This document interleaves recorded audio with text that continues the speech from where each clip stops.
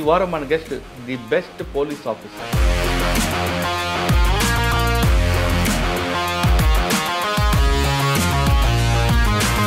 పేరు ఏవి రంగనాథ్ గారు, IPS commissioner, హెడ్రా.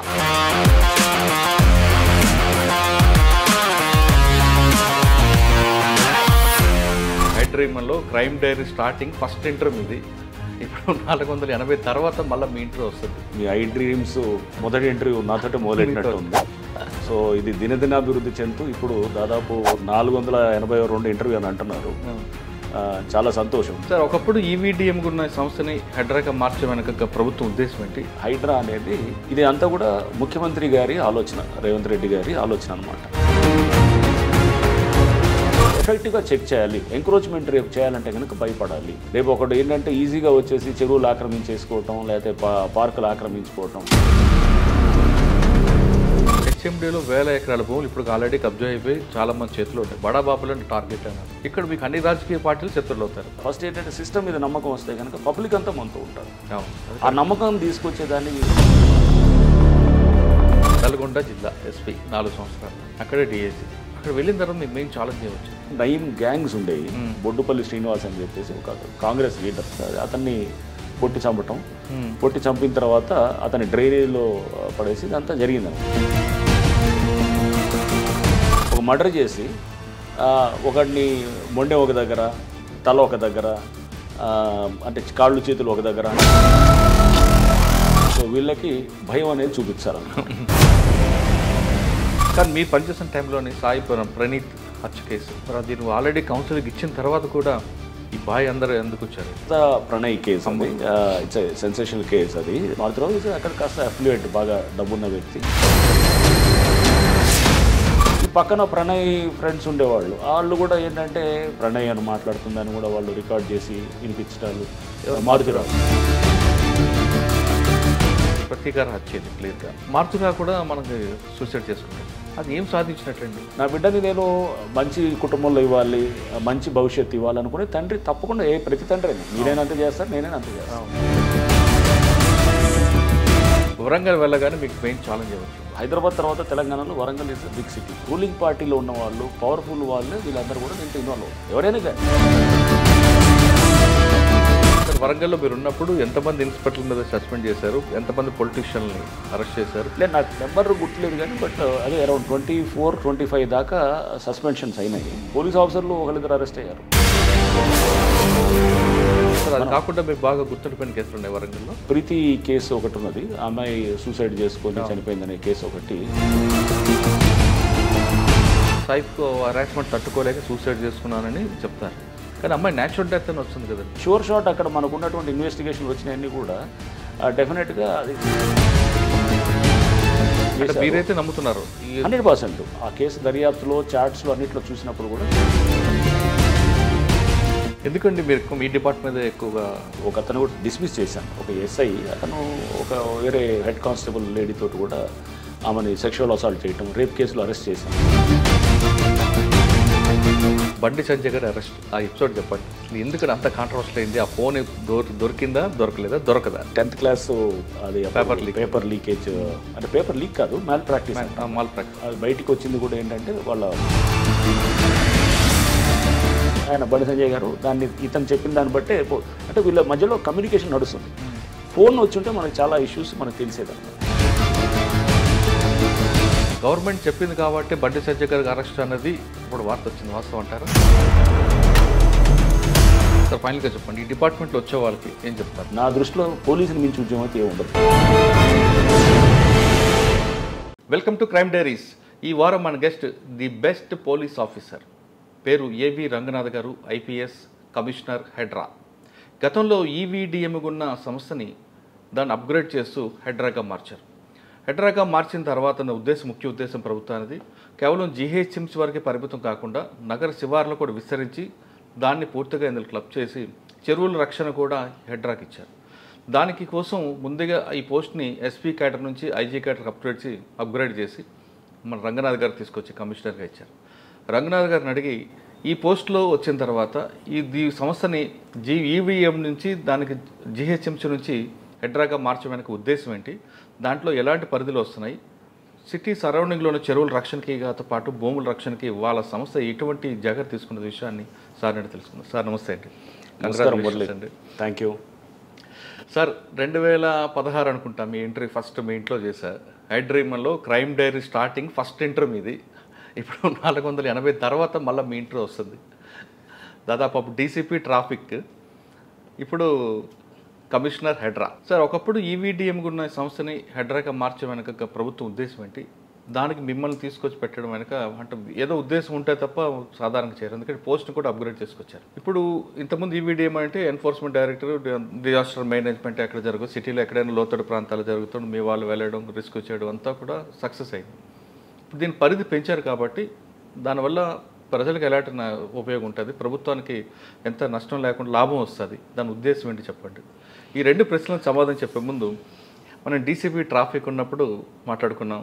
తర్వాత మీరు నల్గొండ ఎస్పీ, వరంగల్ కమిషనర్, తర్వాత city traffic, multizone Hyderabad multizone IG, CCS, ఇవన్నీ పోస్టులు దాటుకుంటూ ఇక్కడికి వచ్చారు.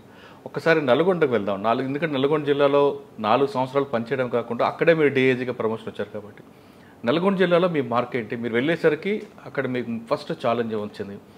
మీరు వెళ్ళిన తర్వాత ఒక మంచి కేసు జరిగిందండి, ప్రణయ్ హత్య కేసు. ఆ కేసులో మీరు చేసిన యాక్ట్ ఎలాగొచ్చింది? ఇంకా అదే కాకుండా చాలా కేసులు ఉన్నాయి. ఒకసారి మీరు చాలా nice talking to you Murali. ఇప్పుడు దాదాపు 8 ఏళ్ళు అవుతున్నట్టుంది. 2016లో మనం ఫస్ట్ ఇంటర్వ్యూ, మీరు మీ ఐ డ్రీమ్స్ మొదటి ఇంటర్వ్యూ నాతోటి మొదలెట్టినట్టుంది.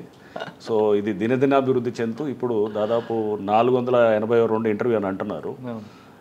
చాలా సంతోషం. మళ్ళీ 482 ఈ దీని తర్వాత, అంటే ఇన్ని ఇంటర్వ్యూస్ తర్వాత మళ్ళీ నేను మాట్లాడడం. Yeah right. అండ్ మీతోటి నాకు ఎప్పటి నుంచో తెలిసింది, TV9లో ఉన్నప్పటి నుంచి, అంతకుముందు నుంచి కూడా, లాస్ట్ అంటే ఎర్లీ 2000s నుంచి కూడా మీరు యాక్చువల్గా sir additional SP Kakinada, Markapur కూడా. అవును. So it was a nice journey అంతా కూడా. రైట్. ఈ హైడ్రా గురించి మీకు అంటే కొన్ని విషయాలు అందరికి కూడా తెలియాల్సిన అవసరం ఉంటుంది. దీన్ని హైడ్రా అనేది ఇంకా ఇది జియో ఇంకా ఫార్మల్గా ఇష్యూ కాలేదు. దీని మీద చర్చలు జరుగుతున్నది, ఇంకా అది డిస్కషన్ స్టేజ్లో ఉన్నది. ఓకే. ఇది అంతా కూడా ముఖ్యమంత్రి గారి ఆలోచన, రేవంత్ రెడ్డి గారి ఆలోచన అనమాట. ఈ హైడ్రా అనేది దీనికి ఒక యాక్రోనిమ్ అనమాట. అంటే దీని పేరు మనం చూస్తే కనుక Hyderabad disaster response and asset protection authority. Asset protect అంటే డిజాస్టర్ రెస్పాన్స్. హైదరాబాద్లో డిజాస్టర్ రెస్పాన్స్, ఏమన్నా వరదలు, విపత్తులు, లేకపోతే ఇంకేదైనా వచ్చినా కానీ కూడా ఫస్ట్ రెస్పాండర్గా హైడ్రా అనే సంస్థ చేయాలి. రైట్. దీనికి తర్వాత అసెట్ ప్రొటెక్షన్. అసెట్ ప్రొటెక్షన్ అంటే ఏంటి? ఆస్తుల అంటే మన సంరక్షణ చేయటం అన్నమాట. సో ఆస్తులు అంటే ఏముంటుంది? ప్రభుత్వ ఆస్తులు, చెరువులు, నెక్స్ట్ గవర్నమెంట్ భూములు, నాలాలు, లేకపోతే పార్కులు, లేకపోతే ఏమన్నా ఉంటాయి, అది మన బరియల్ గ్రౌండ్స్, ఇట్లా ఏదైనా కానీ ఓపెన్ స్పేసెస్, ఆడే గ్రౌండ్స్, ఇవన్నీ కూడా ప్రభుత్వ ఆస్తుల కింద వస్తాయి. వీటిల్ని అసెట్ ప్రొటెక్షన్లో చేస్తూ ఇంకా మనం దాంట్లో ఇంకా కొన్ని ఇతర దాంట్లో అధికారాలు, పవర్స్ కూడా ఉన్నాయన్నమాట. సో దీనికి బ్యాక్గ్రౌండ్ కూడా చూస్తే కనుక 2019లో ఈ ఆర్గనైజేషన్ ఒకటి క్రియేట్ చేయడం జరిగిందనమాట. డైరెక్టరేట్ ఈవీడిఎం అనమాట, directorate of enforcement vigilance and disaster management. ఇది జిహెచ్ఎంసీలో తయారు చేయబడ్డ ఒక ఇదనమాట, ఒక ఆర్గనైజేషన్. ఈ డైరెక్టరేట్కి ఒక ఎస్పీ స్థాయి అధికారి, ఒక ఐపీఎస్ స్థాయి అధికారి ఉంటూ వచ్చారు. అంతకుముందు విశ్వజిత్ కంపాటి అని చెప్పి ఒక ఐపీఎస్ ఆఫీసర్ ఆయన ఉన్నారు. తర్వాత ప్రకాష్ రెడ్డి కూడా ఆయన తర్వాత 2023లో ఆయన రావటం. సో ఇదంతా కూడా ఒక ఎస్పీ స్థాయి అధికారిగా జిహెచ్ఎంసీలో భాగంగా ఉండిందనమాట. సో ఈవీడిఎం అంటే ఏంటి? ఎన్ఫోర్స్మెంటు, విజిలెన్సు, డిజాస్టర్ మేనేజ్మెంట్. ఈ అంటే ఎన్ఫోర్స్మెంటు, వి అంటే విజిలెన్సు, డి అంటే డిజాస్టర్ మేనేజ్మెంట్. ఎన్ఫోర్స్మెంట్ అంటే ఏం చేస్తారు? ఎన్ఫోర్స్మెంట్ అంటే సేమ్ ఇదే, చెరువులు ప్రొటెక్ట్ చేయటం, లేకపోతే కనుక వాళ్ళు దాన్ని సెక్యూరిటీ గార్డ్స్ అది ఉండి అక్కడ ఎవరిని ఆక్రమిస్తుంటే కనుక వాళ్ళని వాళ్ళ మీద చర్యలు తీసుకోవటం, ఆక్రమణలు అంటే కాకుండా దానికి అంటే ఎంక్రోచ్ అవ్వకుండా కాపాడటం, ఆల్రెడీ ఆక్రమించిన దాన్ని మళ్ళీ వెనక్కి రిట్రీవ్ చేయటం, ఇట్లా అనేది ఎన్ఫోర్స్మెంట్లో భాగం ఉంది. సో ఎన్ఫోర్స్మెంట్ ఇప్పుడు ఇందాక ఏదైతే కనుక మనం చూసామో ప్రభుత్వ ఆస్తులన్నింటినీ కూడా కాపాడటం అనేది ఎన్ఫోర్స్మెంట్లో భాగం అనమాట. ప్రభుత్వ ఆస్తులు అంటే ఏముంది? పార్కులు, లేకపోతే చెరువులు, నాలాలు, ఇంతే కాకుండా ప్రభుత్వ ఏది గ్రౌండ్స్, బరియల్ గ్రౌండ్స్, ఇవన్నీ కూడా దాంట్లో వచ్చేది. అంటే ఇది ఇవన్నీ కూడా ఎన్ఫోర్స్మెంట్లో కాపాడటానికి అసెట్స్ అనమాట, అసెట్స్ కాపాడటం. దీంట్లో కూడా మళ్ళీ ఇది కూడా ఉండేది ఏదంటే ఇప్పుడు సపోజ్ ఎవరన్నా 2 అంతస్తులకి పర్మిషన్ తీసుకొని బిల్డింగ్ పర్మిషన్ తీసుకొని వాళ్ళు 4 అంతస్తులు 5 అంతస్తులు కడుతున్నారు అనుకోండి. సో అది కూడా అప్పుడు ఉన్నటువంటి ఈవీడిఎం వాళ్ళ పరిధిలోకి వచ్చేదన్నమాట. వచ్చి వాళ్ళు అది కూడా యాక్ట్ చేయొచ్చు అనేది అట్లా ఇచ్చారు అధికారులు. అంటే ఇదంతా కూడా 2019లో ఒక 888 జీవో అని ఉంటుంది, దాని కింద ఈ అధికారులన్నీ కూడా వచ్చాయన్నమాట. అది కాకుండా హోర్డింగ్స్ మీద ఫైన్ వేయడం అది కూడా ఉంటుంది. అంటే వాళ్ళకి ఫైన్స్ వేయటము, అడ్వర్టైజ్మెంట్స్ మీద కూడా ఇది ఎన్ఫోర్స్మెంట్ చేయటం, అవి కూడా అన్ని దాంట్లో కూడా వస్తుంది అనమాట. ఎన్ఫోర్స్మెంట్లో ఇవన్నీ. నెక్స్ట్ ఇంతే కాకుండా విజిలెన్స్ అంటే ఎన్ఫోర్స్మెంట్ విజిలెన్స్. వి అంటే ఏంటంటే ఈ అధికారులు ఎవరైతే కనుక జిహెచ్ఎంసీలో ఉన్నటువంటి అధికారులు వాళ్ళు కనుక ఎవరైనా అవినీతికి పాల్పడుతున్నట్టు కానీ లేదా వాళ్ళ విధులు సక్రమంగా నిర్వహించబోయినప్పుడు కానీ వాళ్ళ మీద విజిలెన్స్ రిపోర్ట్స్ జనరేట్ చేసి కమిషనర్ జిహెచ్ఎంసీకి పంపించాలి అనేది అప్పుడు దాని కింద ఉన్నటువంటి అరేంజ్మెంట్ అనమాట. సో విజిలెన్స్ ఆస్పెక్ట్ అదనమాట. లేదా ఎవరైనా కానీ నెగ్లిజెంట్గా సపోజ్ ఒక బిల్డింగ్ పర్మిషన్ ఇచ్చారు, ఇచ్చిన తర్వాత దాని మీద 2-3 అంతస్తులు కట్టారు, సో దానికి అడిషనల్గా కట్టారు, పర్మిషన్ లేకుండా కట్టారు, సో వాళ్ళ మీద కూడా చర్యలు తీసుకోవడానికి అట్లా. నెక్స్ట్ డిజాస్టర్ మేనేజ్మెంట్ అంటే మీకు తెలుసు, మామూలుగా వర్షాలు వచ్చినప్పుడు ఎక్కడన్నా రోడ్ల మీద వాటర్ నిలిచినా కానీ కూడా వీళ్ళు ఇమీడియట్గా ఫస్ట్ రెస్పాండర్ కింద వెళ్ళి ఈ టీమ్స్ ఉంటాయి, డిఆర్ఎఫ్ టీమ్స్ ఉంటాయి, ఈ టీమ్స్ అంతా కూడా డిజాస్టర్ రెస్పాన్స్ ఫోర్స్ అని ఉంటుంది. ఈ టీమ్స్ కూడా వెళ్ళి ఇమీడియట్గా అక్కడ క్లియర్ చేయటం, వాటర్ని అంతా కూడా లాగింగ్ అంతా క్లియర్ చేసేదానికి ఈ డిఆర్ఎఫ్ టీమ్స్ ఉంటాయి అన్నమాట. ఇంతేకాకుండా ఏమైనా వరదలు వచ్చినప్పుడు లేకపోతే ఏమైనా ఫైర్ యాక్సిడెంట్స్ అయినప్పుడు బిల్డింగ్ కొలాప్స్ అయినప్పుడు కూడా ఈ డిఆర్ఎఫ్ టీమ్స్ యాక్ట్ చేస్తాయి. బట్ మెయిన్గా యాక్ట్ చేసేది ఇప్పుడు వరదలు వచ్చినప్పుడు కానీ లేకపోతే ఏమైనా ఫైర్ యాక్సిడెంట్ అయినప్పుడు మళ్ళీ ఫైర్ డిపార్ట్మెంట్ ఉంటుందన్నమాట. అది state disaster response and fire services authority అదో ఉంటుందన్నమాట, అదో డిపార్ట్మెంట్ ఉంది. ఆ డిపార్ట్మెంట్ వాళ్ళ ఇది ఉంటుంది. ఇప్పుడు వీళ్ళు కూడా అసిస్ట్ చేస్తారనమాట దాంట్లో. అంటే మేజర్ విపత్తులు అయితే వాళ్ళు చూస్తారు, బట్ చిన్న వర్షాలు ఇట్లాంటి ఏమన్నా ఇది వచ్చి రోడ్లు ఇది అనేది ఇది చూస్తుంటారు. సో ఈ ఈవీడిఎం అనేది ఇది జిహెచ్ఎంసీ పరిధిలో ఉండింది. దీని అధికారాలు కూడా ఎక్కడ దాకా ఉండేది, ఓన్లీ జిహెచ్ఎంసీ వరకే ఉండేదన్నమాట. దీని తర్వాత ఇప్పుడు ముఖ్యమంత్రి గారు రేవంత్ రెడ్డి గారు వారి ఆలోచన ఏంటంటే ఇది ఉన్నా కానీ కూడా జిహెచ్ఎంసీలో అంతర్భాగం అవ్వటం వల్ల ఎఫెక్టివ్గా అనుకున్నంత ఎఫెక్టివ్గా చేయలేకపోయింది. ఎందుకంటే ఎంక్రోచ్మెంట్స్ని చెక్ చేయటం, చాలా చెరువులు నాలాలు కూడా కబ్జా అవుతూనే ఉన్నాయి, దాని మీద పెద్ద యాక్షన్ కూడా పెద్ద లేదు. అండ్ ఎందుకంటే అది పార్ట్ ఆఫ్ ద సిస్టంలో ఉంది కాబట్టి, సో దీన్ని ఇంకా మోర్ ఎఫెక్టివ్గా చేయాలంటే కనుక దీన్ని ఒక ఇండిపెండెంట్ సంస్థగా తయారు చేయాలి అనేది ఉండిందనమాట. ఇండిపెండెంట్ సంస్థగా తయారు చేసి దీనికి డైరెక్ట్గా ఏంటంటే ముఖ్యమంత్రి గారి దాని కంట్రోల్లో ఉండేటటువంటి ఏజెన్సీగా తయారు చేస్తూ దీనికి ఫండింగు అంతా కూడా సపరేట్గా చేస్తూ బడ్జెటింగ్ అంతా ప్లస్ డైరెక్ట్గా దీనికి ఒక ఐజీ స్థాయి అధికారి ఇంకా కొంతమంది ఎస్పీలు ఇట్లా అంతా రకరకాల అన్ని మల్టీ డిసిప్లినరీ అంటే అన్ని ఏజెన్సీస్ కూడా ఉంటాయి. ఇరిగేషన్ అధికారులు ఉంటారు, రెవెన్యూ వాళ్ళు ఉంటారు, సర్వేయర్స్ ఉంటారు, రిజిస్ట్రేషన్ డిపార్ట్మెంట్ వాళ్ళు ఉంటారు, నెక్స్ట్ ఇంకా ఫారెస్ట్ డిపార్ట్మెంట్ వాళ్ళు ఉంటారు, ఇంకా ప్రతి డిపార్ట్మెంట్ అంటే దీని మల్టీ డిసిప్లినరీ దీంట్లో ఉండేటట్టు చేయాలనేది వారి ఆలోచన అన్నమాట. సో ఈ ఆలోచన నుంచి బేసికల్గా ఏంటంటే ఎఫెక్టివ్గా చెక్ చేయాలి. ఎంక్రోచ్మెంట్ రేపు చేయాలంటే కనుక భయపడాలి. రేపు ఒకటి ఏంటంటే ఈజీగా వచ్చేసి చెరువులు ఆక్రమించేసుకోవటం లేకపోతే పార్కులు ఆక్రమించుకోవటం చేసిన తర్వాత అదంతా మొత్తం వాడు ఎకరాల కొద్దీ ఆక్రమించుకొని తర్వాత దాన్ని ఇది లేకుండా ఉండటానికి సో దీని మీద ఆల్రెడీ చాలా రౌండ్స్ ఆఫ్ డిస్కషన్స్ కూడా ముఖ్యమంత్రి గారి సమక్షంలో జరిగినాయి అన్నమాట. సో దీంట్లో ఇంకా అంటే మనం ఇప్పుడు నన్ను ప్రస్తుతానికి కమిషనర్ ఈవీడిఎం అని అంటారు. హైడ్రా కింద రూపాంతరం చెందడానికి ఇంకో కొన్ని రోజులు పడుతుందన్నమాట. బహుశా ప్రాబ్లీ ఒక 15 days ఆర్ 1 month అట్లా పడుతుండొచ్చు ఆ జియో వచ్చేదానికి ఇది అవుతుందన్నమాట. సో దీనికి పలు రౌండ్స్ ఆఫ్ డిస్కషన్స్ అన్నీ అవుతున్నాయి. దీంట్లో అంతా కూడా లోతుగా పరిశీలన చేసిన తర్వాత ఒక మొత్తం డీటెయిల్డ్ ఒక జియోని కూడా ఇవ్వడానికి కూడా ప్రభుత్వం వైపు నుంచి కూడా చాలా ఇదిగా ఉన్నారు. సో ముందుగానే ఇది ఒక ఐజీ స్థాయి పోస్టు ఉంటుంది కాబట్టి అని చెప్పేసి నాకు చెప్పినప్పుడు కూడా ఇది ఒక హైడ్రా అనేది అంటే ఇది ఒక స్టేట్ అది మొత్తం disaster response and asset protection అథారిటీగా ఉంటుంది కాబట్టి మీరు అంటే నన్ను ముందుగానే నాకు చెప్పారు పోస్టింగ్ చేసే ముందు ఇది చాలా ఇంపార్టెంట్ పోస్టు మీకు ఇచ్చేస్తున్నామని అంటే తప్పకుండా అంటే ఫస్ట్లో నాకు ఇది డిజాస్టర్ రెస్పాన్స్ దీనికంటే ఇది నేను లా అండ్ ఆర్డరు లేకపోతే ట్రాఫిక్ క్రైమ్స్ ఇవన్నీ నా స్పెషలైజేషన్. సో ఫస్ట్లో నేను అంటే డిజాస్టర్ రెస్పాన్స్కి నేను చేసేది పెద్దగా ఏముంటుంది అనేది అనుకున్నాను. బట్ తర్వాత నాకు చెప్పడం జరిగింది ఇది లేదు మీరు అనుకున్నట్టు డిజాస్టర్ రెస్పాన్స్ కాదు, ఇది చాలా విస్తృతమైన పోస్ట్ ఇది. సో దీంట్లో చాలా ఎఫెక్టివ్గా చేయొచ్చు, సిటీకి నిజంగా మంచి చేయాలనుకుంటే కనుక చేయొచ్చు అనుకున్నప్పుడు తప్పకుండా ఇది ఒక ఆపర్చునిటీ. సిటీని మనం అనే సిటీని మనం బాగు చేసుకోవడానికి ఒక ఇంతకన్నా మంచి అవకాశం ఉండదు. అందులో ఎస్పెషలీ సీఎం గారి నుంచే ఈ రావటం అనేది వచ్చినప్పుడు మనం డెఫినెట్గా ఈ అవకాశాన్ని మనం చేసి పబ్లిక్కి మనం మంచి చేయడానికి ఇది ఒక వేదిక అవుతుంది ఈ పోస్ట్ అని నేను అనుకున్నాను. దీంట్లో కూడా మళ్ళీ ఏంటంటే జిహెచ్ఎంసీ పరిధిని దాటి ఇంకా ఔటర్ రింగ్ రోడ్ దాకా తీసుకెళ్లాలని, అంటే హెచ్ఎండిఏ ఇంకా చాలా మున్సిపాలిటీస్ ఉన్నాయి, లైక్ మన నార్సింగి మున్సిపాలిటీ, లేకపోతే నిజాంపేట మున్సిపాలిటీ, ఇట్లా ఏది మన మేడ్చల్ మున్సిపాలిటీ, ఈ చుట్టూ పెద్దంబర్పేట మున్సిపాలిటీ, మహేశ్వరం మున్సిపాలిటీ, ఇవన్నీ కూడా దాదాపు 20 పైన మున్సిపాలిటీలు, 33 గ్రామ పంచాయతీలు, మళ్ళీ ఇంకా వేరే ఏది కంటోన్మెంటు, లేకపోతే ఐలా అని చెప్పేసి ఇండస్ట్రియల్ ఏరియాస్ లోకల్ అథారిటీ అని, ఇట్లా ఇవన్నీ కూడా చాలా దీంట్లో వస్తున్నాయి అన్నమాట.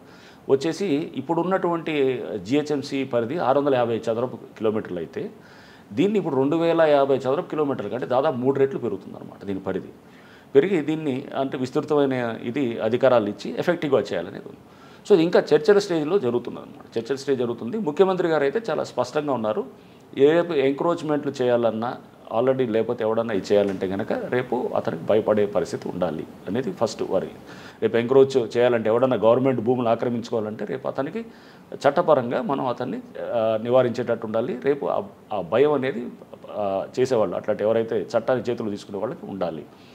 రెండోది, ఆల్రెడీ ఎంక్రోచ్ చేసిన వాళ్ళు ఎవరు ఉంటే కనుక వాళ్ళని కూడా మనం ఏంటంటే వాళ్ళని చూసి మనం ఎక్కడెక్కడ చేసినారో అక్కడ అన్నింటి చెరువులు, ఎస్పెషల్లీ చెరువులు కాపాడుకోవటం. ఎందుకంటే అది ఎన్వైరన్మెంటల్, దానివల్ల వచ్చేటువంటి దానికి చాలా ఎన్వైరన్మెంటల్ ఇష్యూస్ కూడా ముడిపడి ఉన్నాయి కాబట్టి చెరువులు, నాలాలు ఇవన్నీ కూడా, ఈ పార్కులు ఇవన్నీ ఉన్నాయి కాబట్టి వాటిని ఇమీడియట్గా మనం దాన్ని చేయడానికి ఒక దీర్ఘకాలిక ప్రణాళికతోటి మనం జాగ్రత్తగా లీగల్ ఇష్యూస్ వస్తుంటాయి, కోర్టు మ్యాటర్స్ వస్తుంటాయి, ఇవన్నిటిని కూడా చేసుకొని పోవాలనేది వారి ఆలోచన అన్నమాట.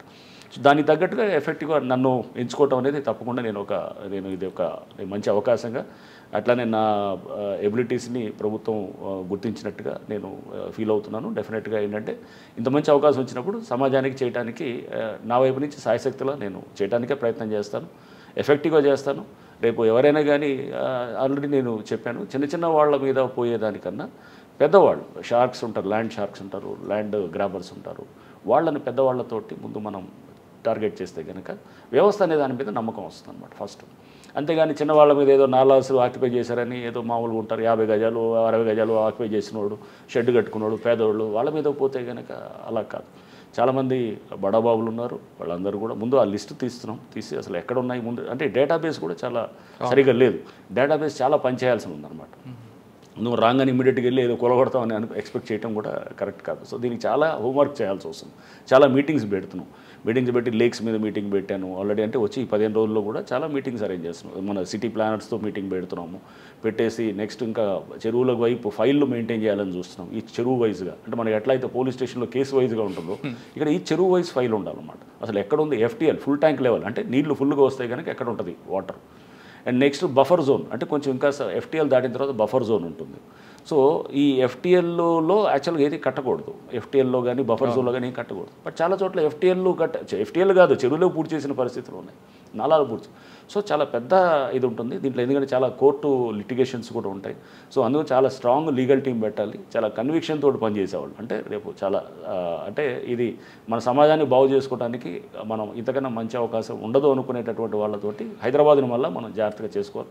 లేదా ముందు ఏమవుతుందంటే ఇవన్నీ ఈ నాలాలు ఇవన్నీ పోవటం, ఆక్రమించుకోవటంతో మనకి అంతా వరదలు వస్తాయి కనుక మనం చూసాం, చిన్నపాటి వర్షం వచ్చినా కానీ కూడా మొత్తం ఇది జరుగుతుందన్నమాట. ఇది మొత్తం వాటర్ లాగింగ్ అయిపోతుంది. చెరువులు లేవు, నీళ్లు పోవడానికి చెరువులు అన్నీ పూడ్చిపోయినాయి. నెక్స్ట్ ఎటు పోవాలి, నీళ్ళంతా మన హైదరాబాద్ సిటీలో నిలుస్తాయి అన్నమాట. సింపుల్, అంటే ఇప్పుడు చేయాల్సింది కూడా దీంట్లో పెద్ద మనం అంటే మేము ఏదో దీన్ని మొత్తం రూపురేఖలు మార్చేస్తాం హైదరాబాద్ అనేది నేను అంత ప్రగల్భాలు ఏం మాట్లాడను. సింపుల్ థింగ్స్ చేయాల్సినవి కొన్ని ఉన్నాయి. సింపుల్ థింగ్స్ ఏం చేయొచ్చు, వర్షం పడ్డప్పుడు మేము ఉదాహరణకు కొన్ని వర్షం పడటానికి ఇంకో గుంతలు ఉంటాయి, ఏది మన క్యాచ్ పిట్స్ అంటాం. వచ్చిన ఫస్ట్ 4-5 రోజులు క్యాచ్ పిట్స్ ఇన్స్పెక్ట్ చేసాం. ఆ క్యాచ్ పిట్స్లో అంతా మట్టి నిలిచిపోయింది అనమాట, మట్టిని పూడ్చిపోయింది మొత్తం. క్యాచ్ పిట్స్ అంతా మట్టితోటి ఉంది. లైక్ పెద్ద water logging points like Madhapur junction, లేదా బయోడైవర్సిటీ జంక్షను, పెద్ద పెద్ద జంక్షన్స్లో ఎక్కడైతే నీళ్ళు ఎప్పుడు నిలుస్తాయో అక్కడ పూర్తిగా మట్టితోటి నిలిచిపోయినాయి అనమాట. నిలిచిపోయి పైప్ లైన్స్, అంటే ఒక క్యాచ్ పిట్ నుంచి ఇంకో క్యాచ్ పిట్, ఇక్కడ వాటర్ తింటే ఇప్పుడు దాంట్లో వెళ్తుంది అంతా కూడా డ్రైన్ అవుట్ అవుతుంది, అక్కడి నుంచి ఇంకో వెళ్ళాలంటే కూడా ఇంకో పైప్, ఆ పైప్ కూడా మొత్తం పూడ్చిపోయింది అనమాట సిల్ట్ తోటి. అంటే వచ్చిన మట్టితోటి పూడ్చిపోయి ఆ పేపరు చెత్త చెదరం అంతా వచ్చి మొత్తం దాంతో పూడ్చేస్తుంది. అప్పుడు పడ్డ వాటర్ ఎంత అవుతుంది, వెళ్ళటానికి మెల్లిగా వెళ్తుంటుంది. ఇప్పుడు బాత్రూంలో ఎట్లుంటుంది, మనం కనుక చెత్త అంతా ఉందనుకోండి, ఏది మన డ్రైన్ అవుట్ అయ్యే దగ్గర అక్కడ ఇది ఉంటే కనుక న్యాచురల్గా 10 నిమిషాలు పడుతుంది అనుకోండి, అదే దాన్ని అంతా క్లీన్ చేస్తే నిమిషాలు వెళ్ళిపోతుంది. సేమ్ లాజిక్ అనమాట. ఇక్కడ కూడా మనం ఈ మట్టిని అంతగా క్లీన్ చేస్తే గంటలో వెళ్ళే వాటర్ 10 నిమిషాల్లో తీసేయచ్చు. ట్రాఫిక్ జామ్ని 50 నిమిషాలు తగ్గించినట్టే కదా. సో నేను ట్రాఫిక్లో కూడా 4.5 ఏళ్ళు పనిచేసే కాబట్టి నాకు తెలిసి ఎంత ఎఫెక్ట్ ఉంటుందని. అప్పుడు నేను చెక్ చేసేవాడిని, వెళ్ళి ఈ క్యాచ్ బిట్లు అని చెక్ చేస్తుందని, చెక్ చేసి అప్పుడు క్వశ్చన్ చేసేవాళ్ళు ఇలా మున్సిపాలిటీస్ వాళ్ళని అప్పుడు అనేది. సో అంటే దీన్ని చిన్న చిన్న మనం పెద్ద పైప్ లైన్లు మార్చేసి నాలాలంతా మనం పెద్ద వైడైన్ చేసేసి పెద్ద చేసేదానికన్నా ముందు మన చేతిలో ఉన్న చిన్న చిన్న వాటిని కరెక్ట్ చేస్తే కనుక పని చేయించాలి. అక్కడ ఫస్ట్ అక్కడ ఉన్నటువంటి సిల్ట్ తీసే వాళ్ళతో పని చేయించాలి. అక్కడ ఇచ్చినటువంటి కాంట్రాక్టర్స్ ఎవరైతే ఉన్నారో వాళ్ళు పని చేయాలి. వాళ్ళు టెండర్ డాక్యుమెంట్స్ కూడా చూసినప్పుడు వాళ్ళు క్లియర్గా సిల్ట్ తీయాలని ఉంది. మరి ఎందుకు తీయట్లేదు అంటే పని చేయించలేదు. వాళ్ళతో పని చేయిస్తే కనుక ముందు సగం ప్రాబ్లమ్ సాల్వ్ అవుతాయి అన్నమాట. సో ఈ చిన్న చిన్న వాటిల్ని ముందు మనం చేస్తూ బాధ్యత పెంచాలన్నమాట. సో ముఖ్యమంత్రి గారి ఆలోచన కూడా ఏంటంటే అకౌంటబిలిటీ మనం ఫిక్స్ చేసేటట్టు చేయాలి. డెఫినెట్గా ఇప్పుడు సపోజ్ ఒక ఎంక్రోచ్మెంట్ వచ్చిందనుకోండి, అక్కడున్న అధికారి ఏం చేస్తున్నాడు, అతను ఎందుకు బాధ్యత చేయకూడదు? న్యాచురల్ రేపు అతను బాధ్యత అవుతాడు. అతను ఆ ఏరియాలో ఉన్న అతను ఎంక్రోచ్మెంట్ కట్టి ఒక ఓసీ తీసుకొస్తారు, 2 అంతస్తులు కట్టి 5 అంతస్తులు కడతాడు దాన్ని, మరి అతను బాధ్యతే కదా. తెలిసినప్పుడు కూలగొట్టాలి కదా. ఎందుకు కూలగొట్టలేదు అంటే చూసి చూడనట్టు ఎందుకు పోతున్నావు? డెఫినెట్గా అది నెగ్లిజెన్స్ అని ఉండాలి, అది కనైవెన్స్ అని ఉండాలి. అట్లనే తీసుకుంటాను. సో ఇవన్నీ కూడా అంటే విజిలెన్స్ యాంగిల్లో కూడా పవర్స్ ఇవ్వాలనేది కూడా ఉంది. ఆల్రెడీ ఉన్నాయి, ఈవీడీఎంలో ఆ పవర్స్ ఉన్నాయి. దాన్ని ఇంకా స్ట్రాంగ్గా ఇవ్వాలనేది సీఎం గారి ఆలోచన. ఇంకా ఏంటంటే బహుశా ఒక పోలీస్ స్టేషన్ కూడా క్రియేట్ చేయాలనేది మొత్తం దీనన్నిటికీ ఇది నిన్న చర్చించినప్పుడు కూడా అంటే ఇదంతా చర్చ స్టేజ్లో ఉన్నాయి. సో బహుశా త్వరలో కార్యరూపం చేస్తుంది. బట్ ముఖ్యమంత్రి గారు అయితే చాలా స్పష్టంగా ఉన్నారు, మనం కమ్ వాట్ మే దీన్ని మనం చెక్ చేయాలి. ఈ గ్రాబింగ్లు, ఈ ఎంక్రోచ్మెంట్స్ ఇదంతా చెక్ చేయకపోతే హైదరాబాద్ ముందు కూడా మనం చూసాం. మనం బాంబే వర్షాలు వస్తే ఎట్లా అయింది, బెంగళూరు వస్తే ఎట్లా అయింది, ఇదంతా ఆ పరిస్థితి వచ్చేసి రేపు మొత్తానికి ఇక్కడ వ్యవస్థలన్నీ మొత్తం ఇదైపోయి సిటీ అంతా అతలాకుతలం అయిపోయి ఆ పరిస్థితి రాకూడదు. ఎందుకంటే ఇప్పుడు మనం ఇంకా ఆల్ ద మోర్ ఇప్పుడు అవసరం గ్రీన్ హౌస్ ఎఫెక్ట్ తోటి, గ్లోబల్ వార్మింగ్ తోటి, దీంతో వర్షాలు కూడా మనకి చాలా క్లైమాటిక్ ప్యాటర్న్స్ చాలా చేంజ్ అయిపోయి క్లైమాటిక్ ప్యాటర్న్స్ చేంజ్ అవడంతో ఇప్పుడు మన ఇంటెన్సిటీ ఆఫ్ ప్రెసిపిటేషన్ సడన్గా పెరిగిపోతుంది. ఇప్పుడు 10 సెంటీమీటర్స్ వస్తున్నాయి అన్నమాట. హైదరాబాద్ 2 సెంటీమీటర్స్ 3 సెంటీమీటర్స్ తీసుకోవడానికి ఉండేటటువంటిది. ఇంతకుముందు మనకి ఏంటంటే ఒక స్లో అంటే మామూలు చాలా స్టడీ రెయిన్ఫాల్ ఉండేదానికి ఇప్పుడు ఇంటెన్సివ్ ప్రెసిపిటేషన్ అన్నమాట. సడన్గా ఒక గంటలో పడిపోతాం. పడ్డప్పుడు ఆల్ ద మోర్ చాలా మన దగ్గర ఈ సిస్టమ్స్ కొంచెం జాగ్రత్తగా ఉండాలన్నమాట. అంటే ఇది దీనికి సంబంధించి చెరువుల్లోకి నీళ్ళు వెళ్ళి నిలిచేటటువంటి పరిస్థితి ఉండాలి, నాలాసు తీయాలి. సో తీసేటప్పుడు ముందు మనము చాలా జాగ్రత్తగా ఒక స్ట్రాటజీ ప్రకారం చేయాలి. ఊరిని ఏదో తొందరపడి మనం ఏదో చేయటం అనేది కాకుండా చాలా ఒక స్పష్టమైన కార్యాచరణతో పోవాలి. సార్ మీరు జీహెచ్ఎంసీ వరకు ఓకే, ఇప్పుడు హెచ్ఎండిఏ కూడా క్లబ్ అవుతుంది. హెచ్ఎండిఏలో 1000 ఎకరాల భూములు ఇప్పుడు ఆల్రెడీ కబ్జా అయిపోయి చాలామంది చేతిలో ఉన్నాయి. కోట్లాది రూపాయల ప్రభుత్వ ధనం అంతా వాళ్ళ చేతిలో ఉంది. ఇక్కడ మీకు నాలా మీరు అన్నారు ఇందాక, నాలా కబ్జా చేసిన వాళ్ళు కాకుండా బడాబాబులను టార్గెట్ అన్నారు. ప్రభుత్వం కూడా మంచి ఆలోచన అది. ఇక్కడ మీకు అన్ని రాజకీయ పార్టీలు శత్రువులు అవుతారు, అధికారంలో ఉన్న వాళ్ళు అవుతారు, ప్రతిపక్షం అందరూ కూడా శత్రువులు అవుతారు. ఆల్రెడీ మీరు ఇంకొక టాపిక్ తీసుకొచ్చారు, చెరువులు లింక్ సిస్టమ్ ఎప్పుడో కట్ అయిపోయింది. మనకి బఫర్ జోను కొలాప్స్ అయిపోయింది. ట్యాంక్ మీరు చెప్పారా ఇప్పుడు ఎఫ్టీఎల్, ఆ ఎఫ్టీఎల్ పిల్లర్స్ కూడా మార్చేసే సిస్టమ్ తీసుకొచ్చారు. దీని అంతటికి కారణం రాజకీయ నాయకులు, బడాబాబులు కాకుండా సరౌండింగ్లో ఉన్న డిపార్ట్మెంట్ వాళ్ళ హస్తంతోనే జరిగిందనేది వార్తుంది. మీరు ఇప్పుడు ఇంటర్నల్గా ఉన్న శత్రువులతో పాటు అవుట్ సైడ్ శత్రువుని ఎలా ఎదుర్కొంటారు? లేదు ఇది డెఫినెట్గా ఎక్కడైనా కానీ కూడా మనం కొన్ని వెస్టెడ్ ఇంట్రెస్ట్ని టేక్ ఆన్ చేస్తున్నప్పుడు ఎవరైనా ఇప్పుడు దీంట్లో మీరు అన్నట్టు 100%. ఎందుకంటే చాలామంది తోటి శత్రుత్వం వస్తుంది అనమాట. ఎందుకంటే చాలామంది వెస్టర్న్ ఇంట్రెస్ట్లు, చాలా పవర్ఫుల్ ఇంట్రెస్ట్లు ఉన్న వాళ్ళు ఉంటారు. పెద్ద రియల్ ఎస్టేట్ వీళ్ళు ఉంటారు, లేకపోతే పొలిటీషియన్స్ ఉండొచ్చు, లేకపోతే ఇంకెవరైనా అధికారులు ఉండొచ్చు, ఎవరైనా ఇంటర్నల్ డిపార్ట్మెంట్లు ఉంటారు, ఇంటర్నల్ కూడా ఉంటారు, అందరూ ఉంటారు. సో దీన్ని అన్నింటినీ అదే చెప్పేది, ఇవన్నింటినీ మనం జాగ్రత్తగా అధిగమించాలి. అందుకోసం ఇప్పుడు బహుశా అంటే కొంచెం జాగ్రత్తగా మనం ప్లాన్డ్గా స్టెప్ బై స్టెప్ ప్లాన్ చేసుకుంటూ ఎఫెక్టివ్గా చేయాలి. సో ఎఫెక్టివ్గా చేసేటప్పుడు మనం ఏమీ లేదు, ఫస్ట్ వీళ్ళని టార్గెట్ చేసి మన మెయిన్ ఫెలోస్ని, వాళ్ళని ల్యాండ్ మాఫియా ఉండేవాళ్ళు, మెయిన్ పెద్ద గేటెడ్ కమ్యూనిటీసో లేదా పెద్ద పెద్ద బిల్డింగ్స్ వచ్చినాయనుకోండి, వాళ్ళని జాగ్రత్తగా హ్యాండిల్ చేసి మనం చేయగలిగితే కనుక నమ్మకం రావాలి. ఫస్ట్ ఏంటంటే సిస్టమ్ మీద నమ్మకం వస్తే కనుక పబ్లిక్ అంతా మనతో ఉంటారు.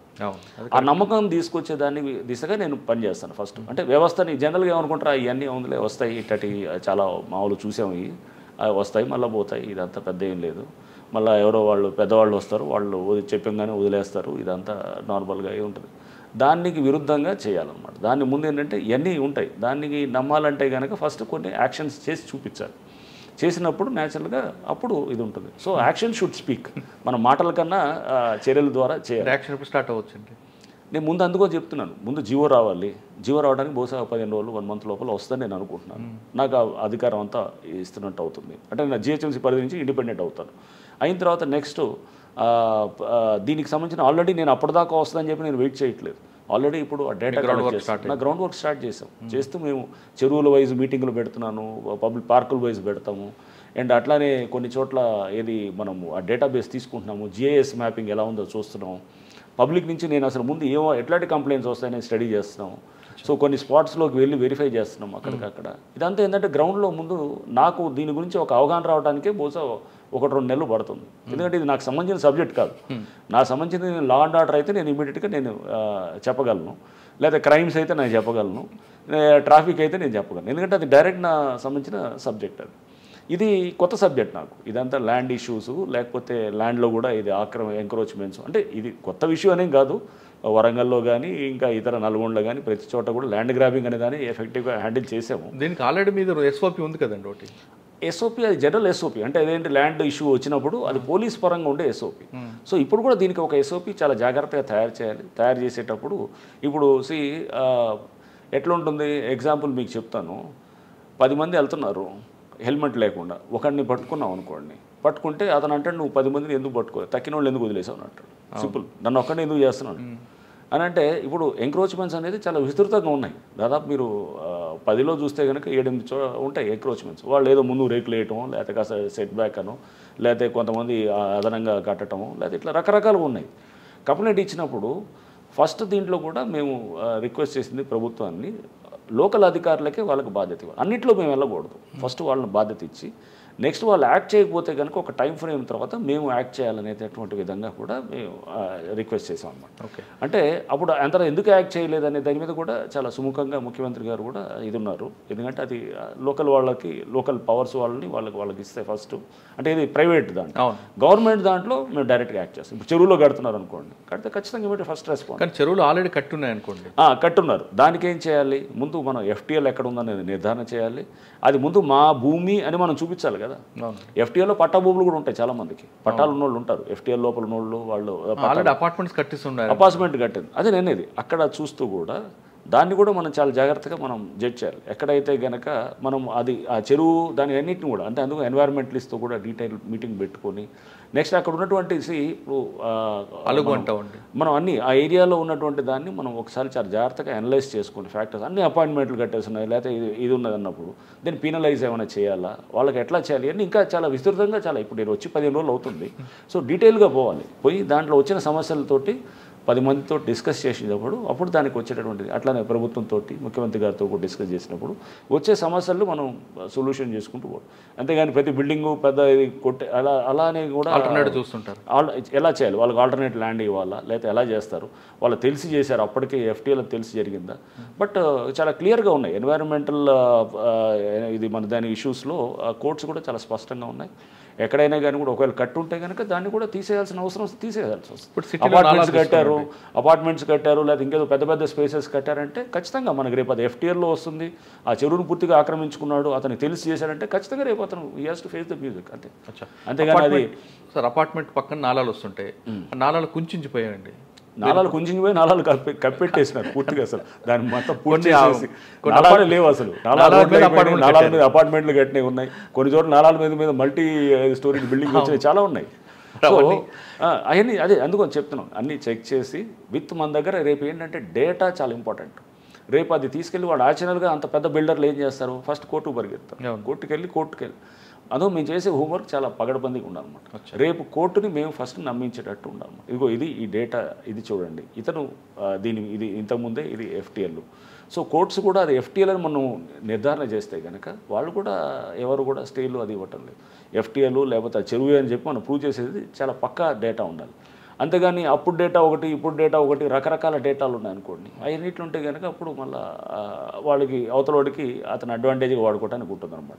సో అందుకోసం ఆ డేటా గురించి కూడా నేను మీటింగ్ పెట్టాను అనమాట. జిఐఎస్ దానికి సంబంధించిన వాళ్ళతోటి, ఈ లేక్స్లో ఇది ఎఫ్టీఎల్ దాని ఈ చెరువు వైజ్ మీటింగ్ పెడతాను. నెక్స్ట్ చెరువు వైజ్ మీటింగ్ పెట్టి మనం ఎఫ్టీఎల్ ఎలా నిర్ధారణకు వచ్చారు, అది రేపు కోర్టు దాన్ని అంటే ట్రాన్స్పరెంట్గా ఉండాలి, దానికి ఏంటంటే ఇక ఇది 100% రైట్ అనేటటువంటి విధంగా తీసుకునేటట్టు దానికి జరగాల్సిన హోంవర్క్ జరగాలన్నమాట.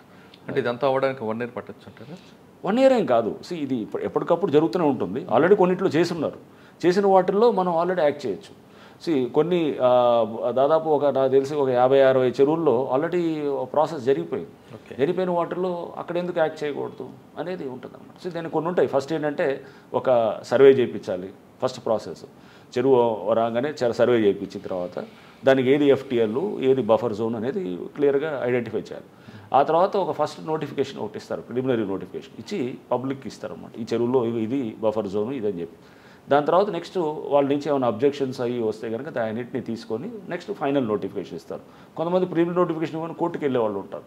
ఇట్లా పలు స్టేజెస్లో ఉన్నాయి అన్నింటిని కూడా తీసి చేస్తున్నాం. ఈ చెరువు వైజ్ డీటెయిల్కి పోవాలి. అంతేగాని జనరల్గా మన 100,000 చెరువులు ఉన్నాయన్నమాట.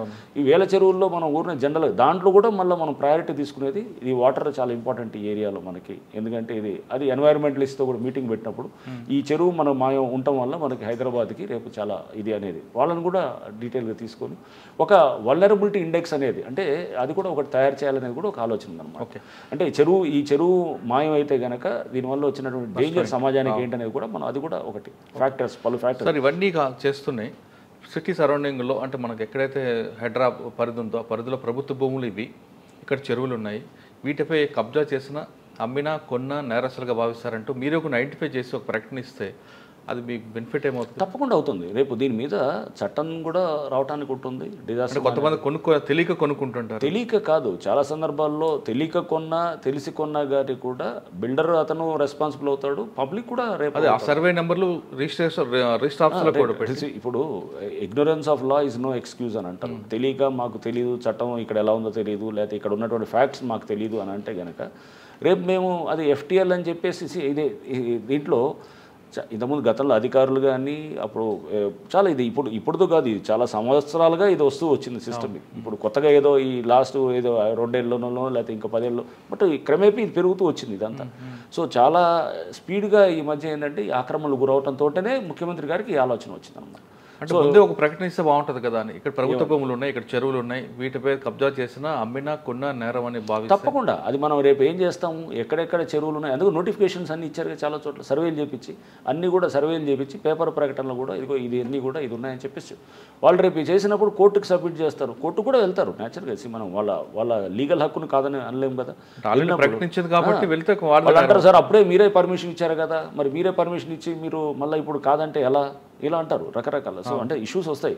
మీరే పర్మిషన్ ఇచ్చారు, అప్పుడు బిల్డింగ్ ప్లాన్ అప్రూవ్ చేశారు, మళ్ళీ ఇప్పుడే వచ్చి మీరే కాదంటున్నారు, ఎలా అవుతుంది ఇది అన్నట్టు. అప్పుడు పర్మిషన్ ఇచ్చిన సిస్టమ్ని అప్పుడు వాళ్ళు కూడా బాధ్యులు అవుతారు. ఈ మధ్యకాలంలో అయితే కనుక ఎప్పుడో సరే 30-40 ఏళ్ల క్రితం ఎప్పుడైనా అయితే కనుక అది చెప్పలేం కానీ బట్ తప్పకుండా అన్నింటినీ కూడా పరిగణలో తీసుకుంటాం. పర్మిషన్ ఎలా ఇచ్చారు, అంతకుముందు FTL అని తెలిసి ఎలా ఇస్తున్నారు, అవన్నీ కూడా రేపు వాళ్ళు ప్రాసిక్యూట్ చేస్తారు. ఇందులోనే మీకు ఇన్వాల్వ్మెంట్ అయిన ఇంకో డిపార్ట్మెంట్ ఉంటుంది, సబ్ రిజిస్టర్ డిపార్ట్మెంట్. సబ్ రిజిస్టార్లకు ఉన్న రైట్స్ ప్రకారం అక్కడ ఉన్న ల్యాండ్ అనేది వెరిఫై చేయకుండా రిజిస్ట్రేషన్ చేయడం అనేది వాళ్ళకున్న రైట్స్. ఈవెన్ చార్మినార్ అమ్మడానికి వచ్చినా సరే వాళ్ళు రిజిస్ట్రేషన్ చేస్తారు, వెరిఫై చేయరు. వాళ్ళకున్న నామ్స్లో వాళ్ళకు ఉన్నాయి. అది కూడా మాడిఫికేషన్ చేస్తే ఒక ప్లస్ అయ్యే అవకాశం ఉంటుంది కదా. తప్పకుండా మురళి, ఇది చాలా పెద్ద సబ్జెక్టు, ఇది చాలా ఏంటంటే దీంట్లో మనం వెళ్ళే కొద్దీ ఇంకా మేము నేర్చుకుంటాము. తప్పకుండా ప్రభుత్వానికి కూడా పలు రిపోర్ట్స్ ద్వారా చట్టాలు మాడిఫికేషన్ చేయాలంటే కూడా చేస్తాము, ఏజెన్సీస్ టైటన్ అప్ చేయాలంటే కూడా చేయాలి. అండ్ సబ్ రిజిస్టర్ మీరు అన్నట్టు ఏంటంటే వాళ్ళే కాదు, ఇప్పుడు అక్కడ బిల్డింగ్ పర్మిషన్ ఇచ్చేటప్పుడు ఒకవేళ అది చెరువు ఉందని తెలిసిన తర్వాత కూడా దాన్ని పుడుస్తుంటే కనుక ఎందుకు దాన్ని సైలెంట్గా ఉన్నాం, అలా కాదు కదా. అక్కడ అధికారులు అప్పుడు ఏం చేస్తున్నారు. అండ్ ఇప్పుడు కొంతమంది స్వార్థం వల్ల ఏమైందంటే అందరికీ ఇప్పుడు ముప్పు వచ్చే పరిస్థితి వచ్చింది అన్నమాట. ఇది ఉండొచ్చు, కొన్ని 100 మంది ఉంటారు, కొన్ని 1000 మంది ఉంటారు సిటీలో. వాళ్ళ మీరు అన్నారు శత్రువులు తయారు చేసుకుంటామని అన్నారు కదా, ఈ 1000 మంది కొంతమంది ఉండొచ్చు, పవర్ఫుల్ ఫెలోస్ ఉండొచ్చు, బట్ లక్షలాది మంది దీంట్లో ఉన్నటువంటి కోటి పైన ఉన్నటువంటి హైదరాబాద్ అందరూ కూడా బెనిఫిట్ అవుతారు. వాళ్ళ కోసం వీళ్ళు మనం తప్పకుండా అది మనకి మన బెంథమ్స్ యూటిలిటేరియన్ ప్రిన్సిపల్ ఉంటుంది. ఓకే, అది maximum good for maximum number of people అనమాట. అంటే ఎక్కువ మందికి ఎక్కువ మంచి చేసేది అనమాట. అది చేయటం కొంతమంది దాంట్లో డ్యామేజ్ అవుతాయి అనమాట. కొంతమంది మనకి ఇంట్రెస్ట్లు దెబ్బతింటాయి. బట్ మీరు సపోజ్ 100 మందికి మంచి చేయాలన్నప్పుడు సపోజ్ 99 మందో 95 మందో లాభపడతారు, ఒక 2-3 నష్టపోయే వాళ్ళు ఉంటారు. అది వాళ్ళ చేతులు చేసుకుందాం, చేతులారా చేసుకుండొచ్చు, తెలియక చేసుకొని ఉండొచ్చు, తప్పకుండా ఉంటాయి. బట్ ఆ చేసేటప్పుడు నష్టపోతున్నారంటే దానికి ఒక ప్రాసెస్ ఉంటుంది. ఎవరిని ఇష్టమైనట్టు మనం చేయడానికి కూడా ఉండదు. ఎందుకంటే అప్పుడు పర్మిషన్లు ఇచ్చారు కదా, మరి అప్పుడు నేను లోన్లు తీసుకొని కట్టాను, నేను పర్మిషన్లు తీసుకున్నాను, అప్పుడు మీరే ఇది కాదు, ఇదేమీ లేదు, దీంట్లో చెరువు లేదన్న మీరే ఇచ్చారు అని ఉంటాయి. వ్యవస్థ కూడా ఆ టైంలో ఎలా రెస్పాండ్ అయింది అనేది కూడా అన్నిటి కూడా పరిశీలించాల్సి వస్తుంది. అందులో చెప్పేది ఈచ్ ఒక చెరువు ఫైలు మాది ఒక కేసు దర్యాప్తు ఫైల్లా తయారవుతుంది అనమాట. సిడి ఫైల్ లాగా ఉంది. సిడి ఫైల్, పెద్ద సిడి ఫైల్ ఉంటాయి చూసారా, మంచి మర్డర్ కేసో లేకపోతే ఇట్లాంటివి ఉంటాయి, ఆ టైప్ ఫైల్ లాగా తయారు చేస్తాం. దాన్ని లోతుగా పోయి దాన్ని ఇంట్రెస్టింగ్ సబ్జెక్టు, దీన్ని డెప్త్లో పోవాల్సిన పరిస్థితి ఉంటుంది. అందుకని చాలా లీగల్ టీమ్ స్ట్రాంగ్ ఉండాలి, సర్వేయింగ్ టీమ్ స్ట్రాంగ్ ఉండాలి, మా కన్సల్టెన్సీని పెట్టాలి, డేటా బేస్ ఏదైతే మేము పోతున్నామో అది ఇర్రెఫ్యూటబుల్ డేటా ఉండాలి, టెక్నాలజీ టీమ్ స్ట్రాంగ్ ఉండాలి, టెక్నికల్ డేటా మీద బేస్ అవుతుంటాము. ఇవన్నీ అంటే ఎన్నింటినీ కలిపి చేస్తుంటాం అనమాట. ఇరిగేషన్ దీంట్లో పాటు ఒక లీగల్ సిస్టమ్ సెపరేట్ పెట్టుకుంటే మీరే ఎఫ్ఐఆర్ ఇష్యూ చేసి మీరే కేసులు. అదే కదా ఇప్పుడు నేను చెప్తుంది. పోలీస్ స్టేషన్ కూడా ఇప్పుడు ఏమవుతుంది, సపోజ్ చెరువు ఎవరో ఆక్రమించుకుంటున్నాడు, ఆక్రమించినప్పుడు అతను 4 ఎకరాలకు మొత్తం గ్రావెల్ తోటి ఇచ్చేస్తాడు, దాన్ని కవర్ చేసేస్తాడు, మొత్తం ఏదో గ్రావెల్ తెచ్చి అడ్డించి తీసుకొని డంప్ చేస్తాడు. మనం చేసే లోపల అది మళ్ళీ గ్రావెల్ని తీసేయాలంటే కనుక అది పెద్ద ఖర్చు అయినప్పుడు దాంతో వాడు ఏం చేస్తాడు, అది చేసి మెల్లిగా ఎప్పుడో టైం చూసుకొని దాంట్లో మళ్ళీ దాంట్లో కట్టేయటం ఏదో చేసుకుంటున్నారు అనమాట. చేసి దాని పర్మిషన్ తెచ్చుకొని రెగ్యులరైజ్ చేసుకొని ఒక కోర్టు ఆర్డర్ తెచ్చుకుంటాడు. దీనికి అందుకోసమే మేము ముఖ్యమంత్రి గారిని కూడా వారిని రిక్వెస్ట్ చేసింది కూడా ఏంటంటే, సార్ మనకు పోలీస్ స్టేషన్ లాంటిది కూడా ఉంటే కనుక చట్టాలు కూడా స్ట్రాంగ్గా తయారయ్యేటట్టు. సో వారు దానికి కూడా సుముఖంగా ఉన్నారు. లీగల్ టీమ్ సెపరేట్, లీగల్ అంటే ఒక పోలీస్ స్టేషన్ ఇప్పుడు మేము ఎవరికో అక్కడ చెప్పేసి పలానా పోలీస్ స్టేషన్, పలానా ఈ పోలీస్ స్టేషన్, ఆ పోలీస్ స్టేషన్ అని చెప్తే కనుక అక్కడ వాళ్ళకున్న రూటీన్ పనులలో లేకపోతే అక్కడ ఉన్నటువంటి లోకల్ ఇన్ఫ్లుయెన్సెస్లో వాళ్ళు స్ట్రాంగ్గా చేయరు. ఇది ఒక specialized agency like cyber crimes, narcotics బ్యూరోలో కూడా ఉన్నటువంటి పోలీస్ స్టేషన్ లాగా సైబర్ క్రైమ్స్ పోలీస్ స్టేషన్ ఉన్నట్టుగా డిపార్ట్మెంట్ అట్లా ఇది ఒక సెపరేట్ పోలీస్ స్టేషన్గా తయారు చేసి ఎవడన్నా సపోజ్ ఇట్లానే చేస్తున్నారు అనుకోండి, ఎవరైనా ఆక్రమిస్తున్నారు అనుకోండి, ఆక్రమిస్తుంటే ఇమీడియట్గా ఆ జేసీబీలు మెషినరీ తీసుకొచ్చి సీజ్ చేసి కోర్టుకు పెడతాం, కేసులు రేపు అరెస్ట్ చేసి జైలుకి పంపిస్తాం. వాడు ఒకవేళ వస్తే కనుక అతను ఆక్రమించాడనుకోండి జైలుకి పంపిస్తాం. అది తీయాల్సిన బాధ్యత కూడా అతను తీయకపోతే కనుక దాని మీద కూడా చట్టపరంగా అతని మీద యాక్షన్ తీసుకున్నట్టు చేస్తాం. నింపిన దాన్ని కూడా ఖాళీ చేయకపోతే కనుక అతని ఆస్తులు సీజ్ చేయడమా లేదా ఎట్లా ఎందుకు చేయకూడదని కూడా చేస్తాం. అయినా కూడా ఇప్పుడు ఆ చట్టంలో మనం తీసుకొస్తే కనుక ఆస్తులు సీజ్ చేయటమా లేదా అతను తీయకపోతే కనుక అతను ఇంకే రెవెన్యూ రికవరీ చట్టమా లేదా ఇంకే అంటే ప్రాసెస్ కూడా చాలా జాగ్రత్తగా చేసి పగడబందీగా చేసేదానికి కూడా చేస్తాం. అంటే మీ ఇప్పుడు గవర్నమెంట్ టార్గెట్ కూడా పెద్దవాళ్ళ మీద ఎక్కువ వెళ్తుంది, చిన్న వాళ్ళ మీద కాకుండా. పెద్ద చిన్న అని కాదు, ఆక్రమించే వాళ్ళ మీద ఉంటుంది తప్పకుండా. బట్ దాంట్లో మనం ఏదో చిన్నవాళ్ళ మీద పోయి ఏదో ఒక బస్తీ తీసుకొని దాన్ని చేస్తే కనుక అలా అన్ని చోట్ల ఉన్నాయి ఆక్రమణలు, సిటీ మొత్తం ఆక్రమణలే ఉన్నాయి చాలా చోట్ల. సో దాన్ని మనం ఎక్కడ మొదలెట్టాలనుకున్నప్పుడు నేను అంటే అనుకునేది ఏంటంటే మంచి ఎవరైతే ఈ వ్యవస్థని ఇది మనకేం కాదులే అనుకునే వాళ్ళు ఉంటారో అక్కడి నుంచి చేస్తే నమ్మకం కలగాలని, ఫస్ట్ సిస్టమ్ మీద నమ్మకం, పెద్దది కొట్టాలని నేను అన్ను. అక్కడ ముందు ఎప్పుడైనా కానీ కూడా ఫస్ట్ జనరల్గా ఏంటంటే చిన్న వాళ్ళ మీద పోతే కనుక అది అందరూ చేస్తారు, రేపు ఆ సిస్టమ్ అది నిలబడద్దా అనేది కూడా. ఎందుకంటే అక్కడ వాళ్ళు అతనికి ఇప్పుడు రోటీ కపడా వారు మొక్కను అతని షెల్టర్ అతనికి లైఫ్ అండ్ డెత్. డబ్బు ఉన్నవాడికి అది ఇట్స్ వన్ ఆఫ్ ద హౌసెస్లో అతనికి గెస్ట్ హౌస్ ఉండొచ్చు లేకపోతే అది ఇంకేదైనా ఉండొచ్చు, అతనికి 10 ఇల్లులు ఉండొచ్చు. అతనికి ఉన్నటువంటి ఇంటి వాల్యూ అనేది ఒక్కొక్కడికి ఒక్కొక్కలాగా ఉంటుంది. సో అట్లా కూడా చూడాలన్నమాట మనం. అంటే దాని మీద జీవనం ఉన్న వాళ్ళకి ఎగ్జాక్ట్లీ ఒక పేద అతనికో లేకపోతే ఒక లోవర్ మిడిల్ క్లాస్ అతనికి ఇల్లు అనేది అతని లైఫ్ టైం సేవింగ్ అనమాట. బట్ అదే ఒక పెద్ద అతను ఉన్నాడు అనుకోండి, అతనికి ఇట్స్ లైక్ అతను ఒక గెస్ట్ హౌస్ ఉండొచ్చు లేకపోతే ఇంకేదైనా ఫామ్ హౌస్ ఉండొచ్చు లేదా ఏదైనా ఉండొచ్చు. సో అందుకోసం మనం అవన్నీ కూడా అంటే ఈ సామాజిక అంశాలను కూడా చూస్తాం డెఫినెట్గా. ఇట్స్ నాట్ దట్ జస్ట్ ఏదో మనం ఇట్లా ఎన్నింటినీ చూసి తప్పకుండా చేస్తాం. ఒక ఐజీ స్థాయి అంటే అనుభవం ఉన్న అధికారం ఉంటాడు, ఏదో త్వరగా ఏదో చేస్తున్నాడు అండ్ దాని మీద ఎందుకంటే బాధ్యత నా మీద పెట్టినప్పుడు తప్పకుండా దానికి బాధ్యత తగ్గట్టుగా నేను పనిచేయాల్సిన అవసరం కూడా ఉంటుంది.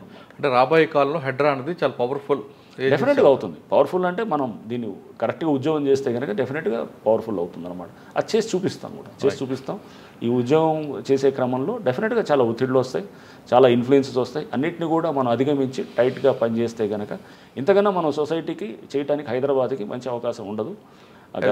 హైదరాబాదీగా ఎస్ అఫ్ కోర్స్ ఒక హైదరాబాదీగా అండ్ అట్లానే ఒక సివిల్ సర్వెంట్గా ఇంత మంచి అవకాశం ఒక ప్రభుత్వం నుంచి అందులో ముఖ్యమంత్రి గారు ప్రత్యేకంగా ఇస్తున్నప్పుడు నేను పూర్తిగా దీన్ని వాడి పబ్లిక్ గుడ్ కోసం చేయడానికి చేస్తాను అన్నమాట.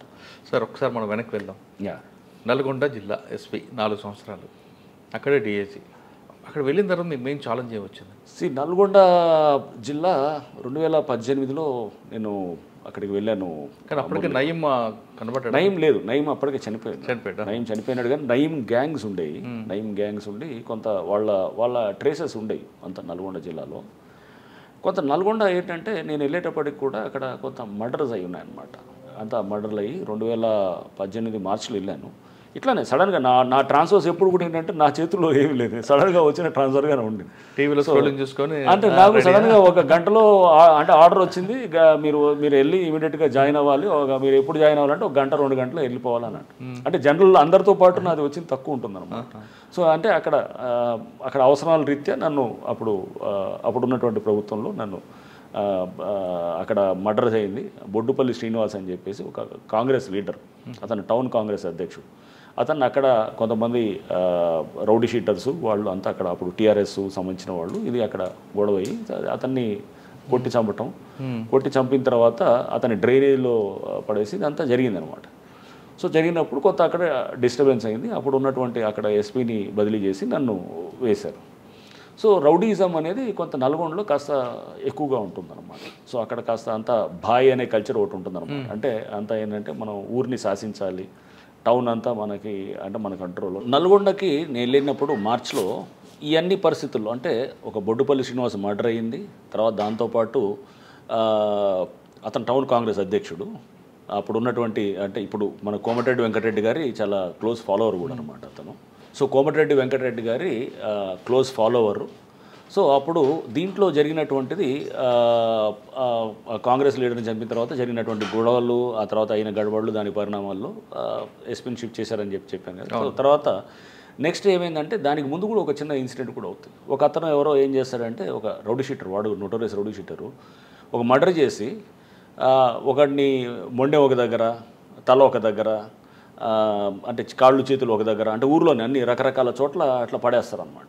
పడేసి అంటే వీడు చేశానని అంటే అది ఎందుకు చేస్తారంటే అంత క్రూరంగా చేసి దాని ద్వారా వచ్చేటటువంటి పేరు అంటే ఆ భాయ్ అనేది మీకు అదే చెప్తున్నాను. అంటే వాడు అంత క్రూరంగా అంత ఏంటంటే అంత గాస్లీ ఇన్సిడెంట్లో అతను ఇన్వాల్వ్ అయినాడు అనుకోండి, వాడు చూసి భయపడతారు అందరు. ఆ భయాన్ని ఎన్కాష్ చేసుకోవచ్చు. ఎక్కడ ఎన్కాష్ చేస్తారు వీళ్ళందరూ? ల్యాండ్ ఇష్యూస్లో ఎన్కాష్. ఎక్కడ ల్యాండ్ అక్కడికి వచ్చిన పేరు నల్గొండలో కాకుండా ఈవెన్ హైదరాబాదు, ఎల్బీ నగరు, ఈ అన్ని చాలా చోట్ల కూడా వీళ్ళందరూ కూడా ఈ టైప్ ఆఫ్ దాంట్లో వీళ్ళ ల్యాండ్ ఇష్యూస్లోకి వెళ్ళటాలు, సెటిల్మెంట్లు దందాలు చేయటాలు ఇవన్నీ ఉంటుందన్నమాట వీళ్ళకి. సో వీళ్ళది ఈ టైప్ ఆఫ్ కల్చర్ నల్గొండలో కొంత అంతా కూడా కొంత ఈ అగ్రెసివ్గా ఉండేటటువంటి కల్చర్. సో దీన్ని హ్యాండిల్ చేయడానికి అక్కడ కొంత టైట్గా పోవాల్సి వచ్చింది. డెఫినెట్గా గట్టిగా యాక్ట్ చేసాం. ఎవరు సార్ అబ్బాయి? ఎవరు బాయ్ చాలామంది ఉంటారు. అంటే ఒకళ్ళని కాదు, ఒకళ్ళిద్దరు ఆడ మళ్ళీ 2 గ్రూపులు ఉంటాయి, కొట్లాడుకుంటూ ఉంటారు. సో కొట్లాడుకుంటూ వాళ్ళు ఏంటంటే ఆధిపత్యం కోసం టౌన్ నల్గొండ నుంచి ఎల్బీనగర్ వరకు వాళ్ళ ఆధిపత్యం అంటే ఆధిపత్యం అంటే వాళ్ళు ఏం చేస్తారు, ఇక్కడ ఆధిపత్యం తీసుకొని హైర్డ్ కిల్లింగ్స్లో ఉంటారు. హైర్డ్ కిల్లింగ్ ఉండి కిరాయి హత్యలు చేస్తారు. చేసి నెక్స్ట్ అంటే కొంచెం ఆ కల్చర్ ఎక్కువ ఉన్నదన్నమాట అక్కడ చేస్తూ అది మరి ఆ కల్చర్ ఫస్ట్ నుంచి కూడా అక్కడ అట్లా నయీం కూడా అట్లానే వచ్చిన ఇది. నయీం ట్రేసెస్ వాళ్ళ ఫాలోవర్స్ కొంతమంది ఉంటారు, వాళ్ళకి సంబంధించిన వాళ్ళు ఉంటారు. సో ఇట్లా ల్యాండ్స్లోకి వెళ్ళి కబ్జాలు చేయటాలు ఇదంతా ఉండేదన్నమాట. అక్కడి నుంచి హైదరాబాద్ మీద కూడా ఇంపాక్ట్ చూపించారు. సో వీళ్ళని కొంచెం టైట్గా హ్యాండిల్ చేయాల్సి వచ్చేది. ఎందుకంటే వీళ్ళని మామూలుగా ఏదో మనం ఏది కేసు పెడితే బెయిల్ ఇస్తేనో లేకపోతే ఏది మనం మామూలుగా ఒక అరెస్ట్ చేసి వాడికి ఒక 4-5 రోజులు పెడితే కనుక వాళ్ళు ఉండరు. సో వీళ్ళకి భయం అనేది చూపించాలన్నమాట. సో ఖచ్చితంగా అక్కడ భయం అనేది పోలీస్ భయం ఉండాలి. మంచివాడికి మంచి ఇది ఉండాలి. మంచివాడిని సపోజ్ చిన్న ఒక ఎస్ఐ కానీ, ఒక కానిస్టేబుల్ కానీ, ఒక ఆఫీసర్ కానీ అతను ఒక మాట ఏరా పోరా ఒరే తురే అన్నా కానీ కూడా తప్పకుండా చర్య తీసుకుంటాం అన్నమాట. ఎందుకంటే అతను సామాన్యుడు, మామూలు వాడు. అదే ఒక రౌడీ షీటరో లేకపోతే ఇట్లాంటి వాళ్ళు ఉన్నవాళ్ళు అతన్ని మనం మర్యాదలు చేసో లేకపోతే అతనితో ఉంటే కనుక ఈ 2 చాలా క్లియర్గా ఉండాలి మన డిస్క్రిమినేషన్ అన్నమాట. So rowdy bad element and సామాన్యుడు ఒక నార్మల్ ఎలిమెంట్, వీళ్ళిద్దరిని మనం హ్యాండిల్ చేసే విధానం చాలా స్పష్టంగా ఉండాలన్నమాట. సో ఆ పవర్ ఆఫ్ డిస్క్రిమినేషన్ అనేది చాలా ఇంపార్టెంట్ అనమాట. హౌ టు డిస్టింగ్విష్ బిట్వీన్ వీళ్ళిద్దరిలో అనేది. సో అది చేయాల్సిన అక్కడ ప్రయత్నం అయితే చేశాను. గట్టిగా రౌడీజం మీద అయితే చాలా టైట్గా పోయేవాళ్ళం. అక్కడ కౌన్సిలింగ్ పెట్టేవాళ్ళం, పెట్టి వాళ్ళందరినీ కూడా ఒక భయం అంటే ఏంటనేది తెలిసేదానికి కూడా మేము చేసాం అక్కడ. అంటే భయం అంటే మీరు కౌన్సిలింగ్ ద్వారా చేశారా లేదా ఇంక వేరే? కౌన్సిలింగ్ ద్వారానే ఉండేది. కౌన్సిలింగ్ అంటే మీరు అనుకునే కౌన్సిలింగ్ ఏమో కానీ అది బహుశా అది అది కౌన్సిలింగ్ అంటే కౌన్సిలింగే ఉంటుంది. అంటే పోలీస్ కౌన్సిలింగ్ 2 రకాలు ఉంటాయి. ఒకటి కూర్చొని వన్ మాట్లాడడం వేరు, ఇంకోటి గ్రూప్ ఆఫ్. మీరు ఏ రకంగా అర్థం చేసుకున్నా పర్వాలేదు కానీ బట్ కౌన్సిలింగ్ అయితే చేసాం. డార్మేట్ కౌన్సిలింగ్ అంటే ఇది డిటీసీ అనేవాళ్ళం. సో డిస్ట్రిక్ట్ ట్రైనింగ్ సెంటర్ అని ఉండేది. DTC ఆ డిటీసీ కౌన్సిలింగ్ అంటే రేపు భయపడాలన్నమాట. ఆ విధంగా కౌన్సిలింగ్ ఉండేది. సో కౌన్సిలింగ్ చేసి చేస్తుండేవాళ్ళం. సో డెఫినెట్గా ఏంటంటే ఇది రౌడీ షీటర్స్ వరకే, రౌడీ షీటర్స్, బ్యాడ్ ఎలిమెంట్స్ అట్లాంటి వాళ్ళకి రేపు, ఎందుకంటే వాళ్ళు చట్టాన్ని చాలా సింపుల్గా తీసుకుంటారు. తీసుకొని అక్కడ అరాచకాలు ఉంటాయి అన్నమాట. అరాచకాలు ఉంటాయి, భయంతో నడిపిస్తారు అన్నమాట. అంతా దాంట్లో గాంజా అడిక్ట్స్ ఉంటారు, డ్రగ్స్ తీసుకునే వాళ్ళు ఉంటారు, ఇట్లా రకరకాల వాళ్ళకి పోలీసు భయం చూపించారు. తప్పకుండా ఉండాలి. నేను అనేది ఏంటంటే పోలీస్ అనేది భయం ఉండాలి, మర్యాద, గౌరవం ఉండాలి. ఎవరికి ఏ రకమైన మందు వేయాలో ఆ మందు వేయాలన్నమాట. అంతేగాని అందరికీ మనం జస్ట్ తీసుకొచ్చి వాడు రోడ్డు మీద వెళ్ళి ఎవడో కొడతాడు, కొట్టి వాడు ఏదో చేస్తే కనుక వాడికి ఒక బెయిలబుల్ కేసు పెడితే వాడికి నోటీస్ ఇస్తే ఊరుకుంటాడా? దానికి తగ్గట్టు మనం చేయాలన్నమాట. అది చర్యలు ఎలా ఉండాలనేది మీకు అర్థమై ఉంటుంది అనుకుంటాను.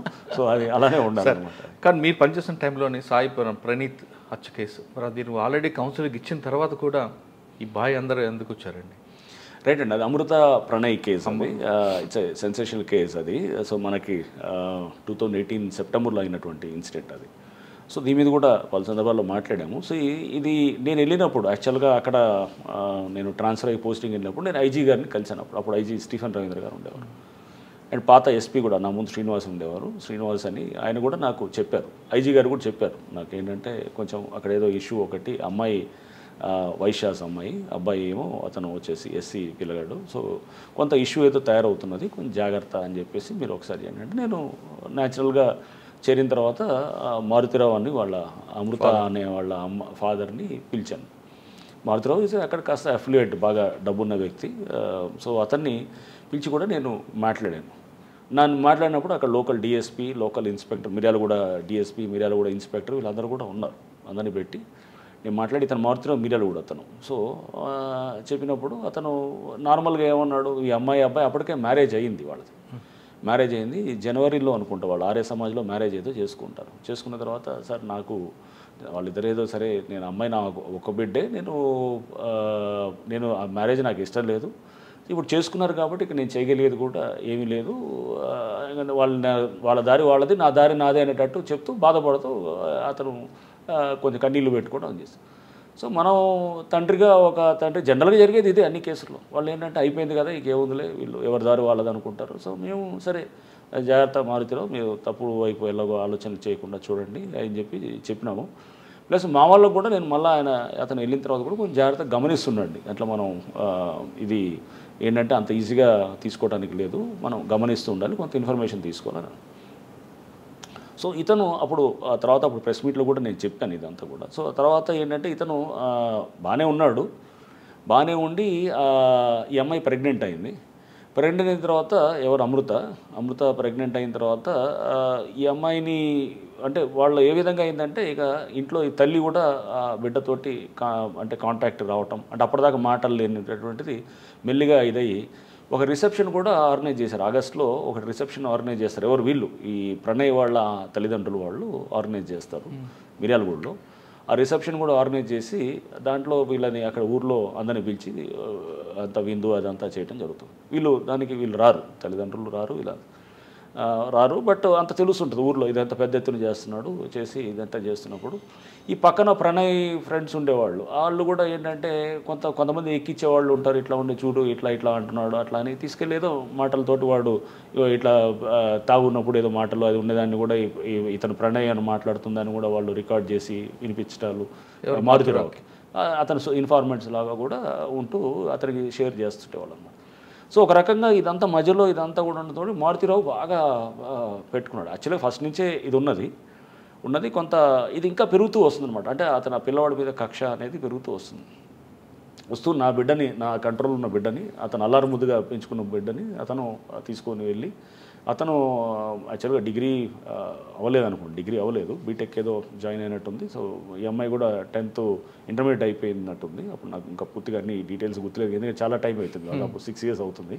బట్ వాట్ ఎవర్ అదైనా కానీ కూడా వీళ్ళిద్దరూ చిన్నప్పటి నుంచి స్కూల్లో వాళ్ళిద్దరి మధ్యలో ఫ్రెండ్షిప్ ఉండింది. తర్వాత అది మెల్లిగా వాళ్ళు ఇంటర్మీడియట్కి వచ్చేటప్పటికి ఇదైంది. తర్వాత ఈ అమ్మాయి ఇంటర్మీడియట్ అయ్యే స్టేజ్లో 18 ఏళ్ళ వయసు వచ్చేటప్పటికి వీళ్ళకి తర్వాత ఇంటి నుంచి వెళ్ళిపోయి పెళ్లి చేసుకోవటం, ఆర్య సమాజం అక్కడ చేసుకొని హైదరాబాద్లో మళ్ళీ సర్టిఫికేట్ తీసుకొని వచ్చి ఇంటికి మళ్ళీ వచ్చి అక్కడే ఉన్నారనమాట. ఇది హైదరాబాద్లో ఉన్న అది మిర్యాలగూడలో ఉన్నారు.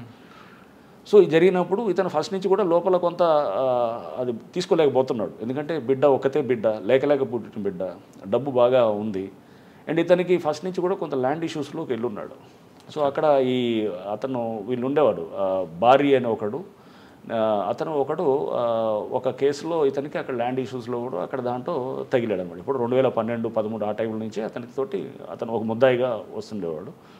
ఆ కాంటాక్ట్ తోటి కూడా అహ్మద్ బారీ అని చెప్పేసి ఆ కాంటాక్ట్ తోటి నెక్స్ట్ ఇతను వాళ్ళతోటి లైనప్ చేసుకొని నెక్స్ట్ అస్గర్ అలీ అని చెప్పేసి దాంట్లో A1 ఏది ఇప్పుడు ఈ కేసులో ఏది మన మారుతిరావు కేసులో A2 అంటే ఫస్ట్ ఈజ్ A1 ఈజ్ మారుతిరావే, A2 ఈజ్ అస్గర్ అలీ అంతకుముందు హిరణ్ పాండ్యా అని ఒక మినిస్టర్ని చంపిన గుజరాత్లో అతను హోమ్ మినిస్టర్గా కూడా చేశారు. సో ఆయన చంపిన దాంట్లో కూడా అస్గర్ అలీ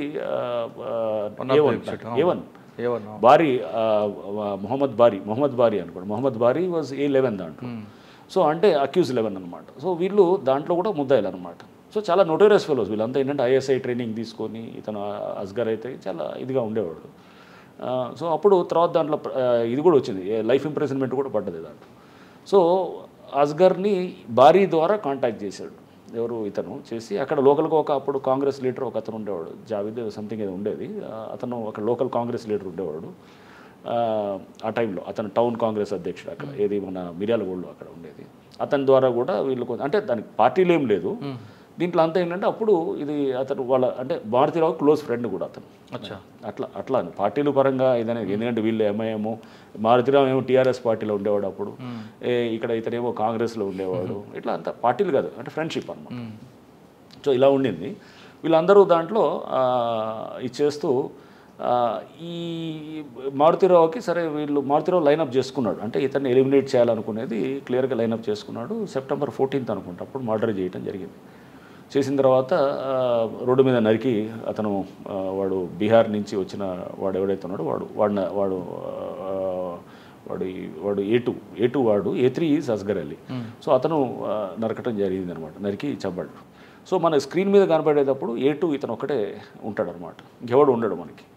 వీళ్ళు హాస్పిటల్కి వెళ్తారు. హాస్పిటల్కి వెళ్ళి ఈ అమ్మాయి ఎవరు అమృతాని ప్రెగ్నెంట్ ఉంది కాబట్టి తీసుకెళ్ళటానికి ఇతను ప్రణయ్ తీసుకెళ్తున్నప్పుడు ఆ సీసీ కెమెరాలో దూరం నుంచి ఇతను నరకటం ఒకటే మనకి అంతవరకే తెలుసు. ఇక ఫర్దర్గా మనకి ఇంకేమీ అక్కడ లీడ్స్ కూడా ఏం లేవు.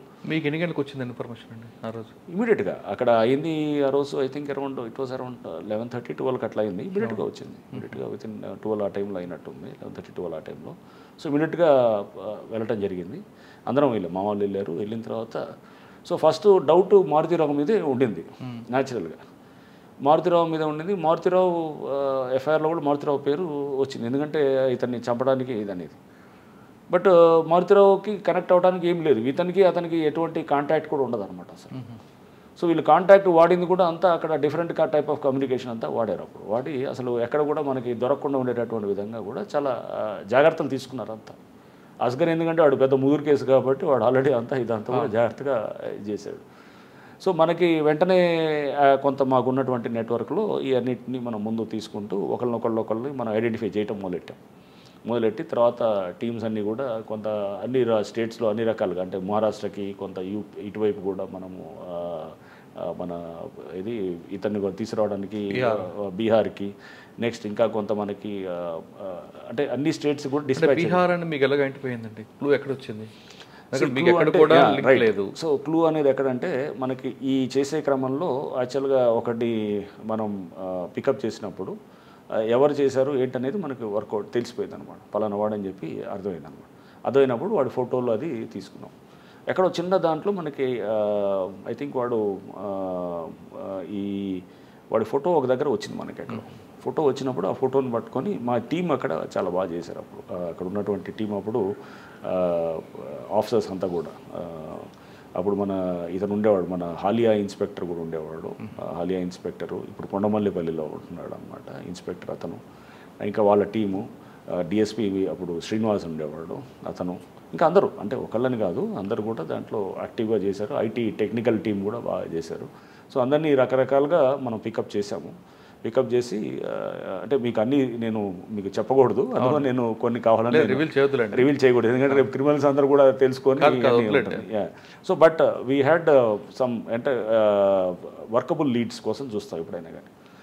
అక్కడే కదా ఇప్పుడు అవతల వాడు ముదురైనప్పుడు పోలీసు కూడా అంతే లెవెల్లో యాక్ట్ చేసేటట్టు ఉండాలి.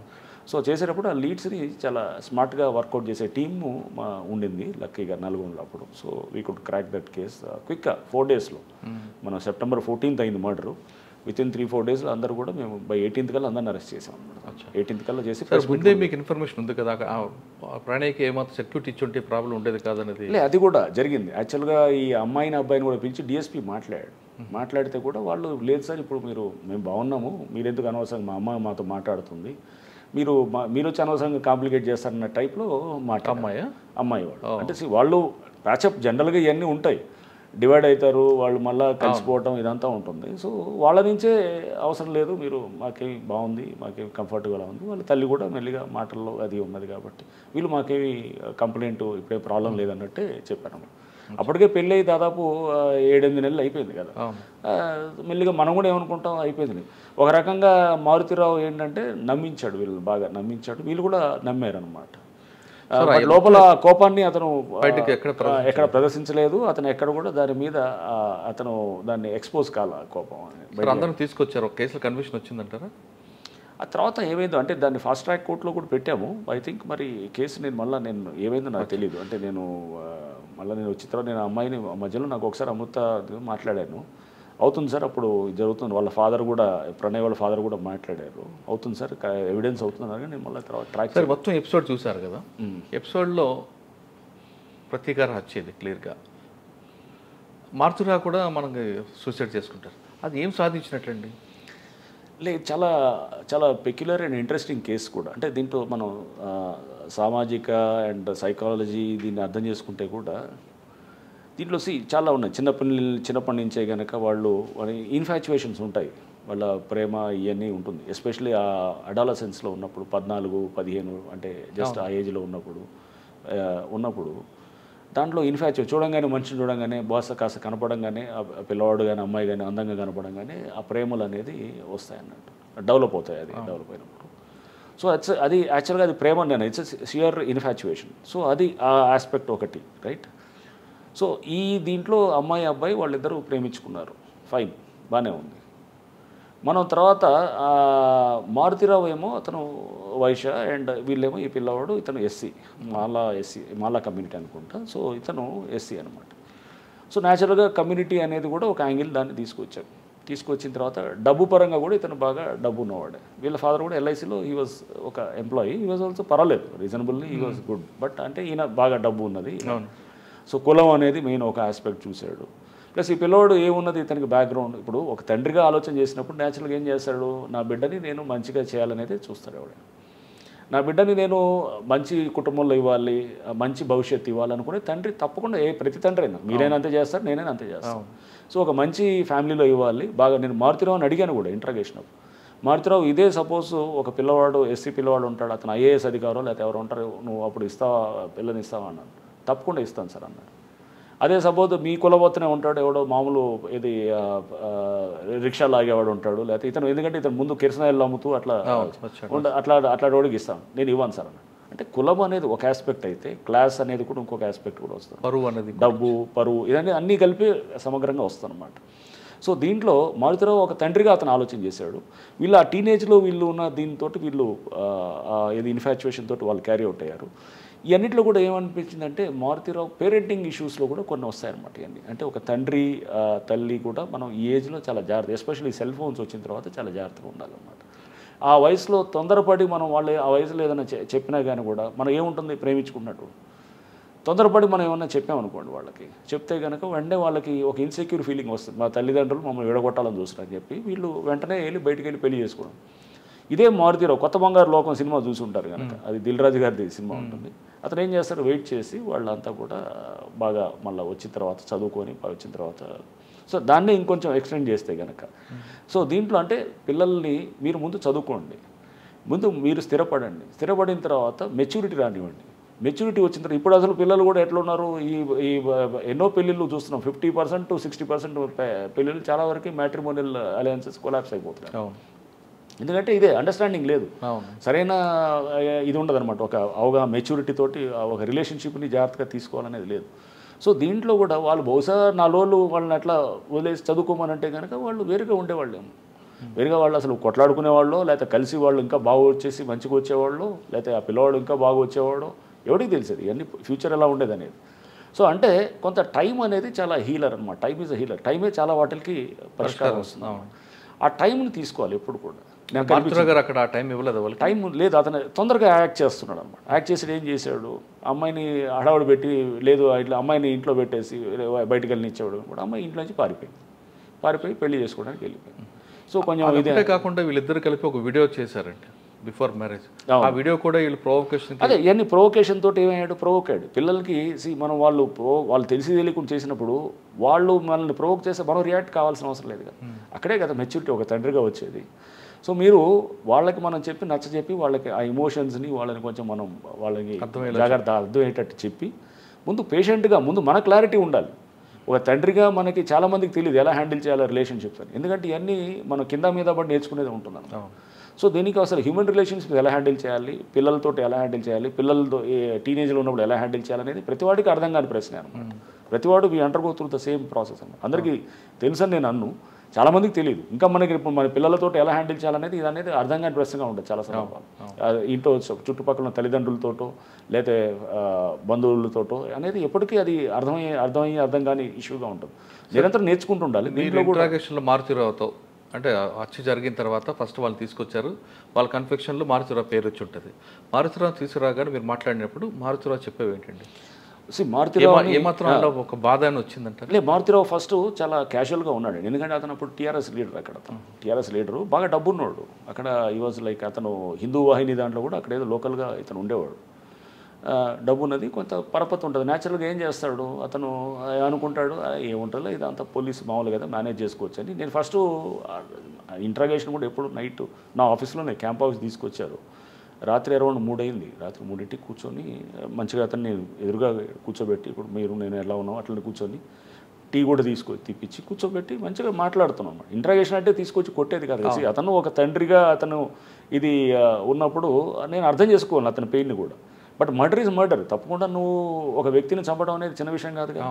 నువ్వు ఎలా చంపుతావు అంటే నీకు నచ్చకపోతే కనుక నీ పేరెంటింగ్ తప్పు వల్ల నువ్వు సరిగ్గా అండర్స్టాండ్ చేసుకోకపోవడం వల్ల రిలేషన్షిప్ నువ్వు దాన్ని ఆ పిల్లవాడిని చంపే హక్కు నీకు ఎట్లా వస్తుంది? తప్పు కదా అది. సో అది ముందు మాట్లాడుతున్నప్పుడు ఇతను చాలా కేర్లెస్గా క్యాజువల్గా మాట్లాడుతున్నాడు. తర్వాత కొంచెం అంటే అతనికి ఏదో అది ఇది మేనేజ్ చేసుకోవచ్చు అనే టైప్లో ఉంటే కొంచెం కఠినంగా మాట్లాడటం మొదలెట్టాం. అంటే కొట్టమేం చేయలేదు, అట్లా లేదు కానీ బట్ అతన్ని న్యాచురల్గా కొంత అతనికి ఇచ్చే గౌరవాన్ని తగ్గించి మాట్లాడటం అది చెప్పినప్పుడు దెన్ ఈ started coming to this thing.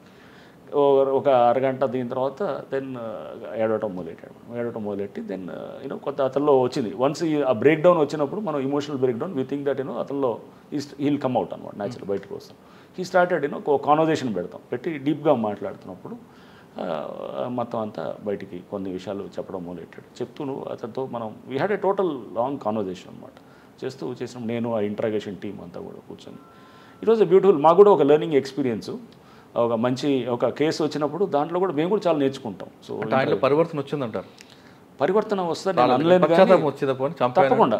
చంపాను అనేది వచ్చింది, అది తప్పకుండా ఆ ఫీలింగ్ అయితే వచ్చింది. అందుకని ఇంకా తర్వాత అతనే సూసైడ్ చేసుకున్నాడు. ఎప్పుడైతే కొన్ని రోజుల తర్వాత అతను కేసులో అరెస్ట్ అయ్యి మళ్ళీ వచ్చిన తర్వాత కేసు ఎప్పుడైతే టైట్ అయిందో అతని చిందర అంటే ఒక వ్యక్తి అతను డబ్బు సంపాదించడం కానీ ఎలా హ్యాండిల్ చేసుకోవాలో రిలేషన్షిప్ అనేది తెలియలేదండి మారుతిరావుకి.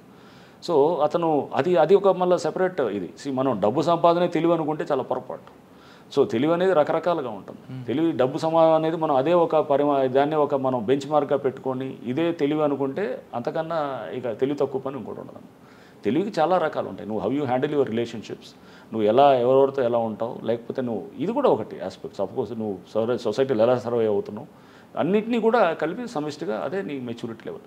సో మారుతీరావు క్లియర్లీ దీంట్లో మిస్ అవుతున్నాడు అనమాట. ఈ రిలేషన్షిప్స్ దగ్గర క్లియర్గా అతను చాలా అర్థం కాకుండా ఉన్నాడు. చాలామంది నేను తెలుసుకుంటుంటాను, బహుశా పిల్లలతో హ్యాండిల్ చేయాలంటే కనుక వాళ్ళతో ముందు స్పెండ్ చేయాలి టైం.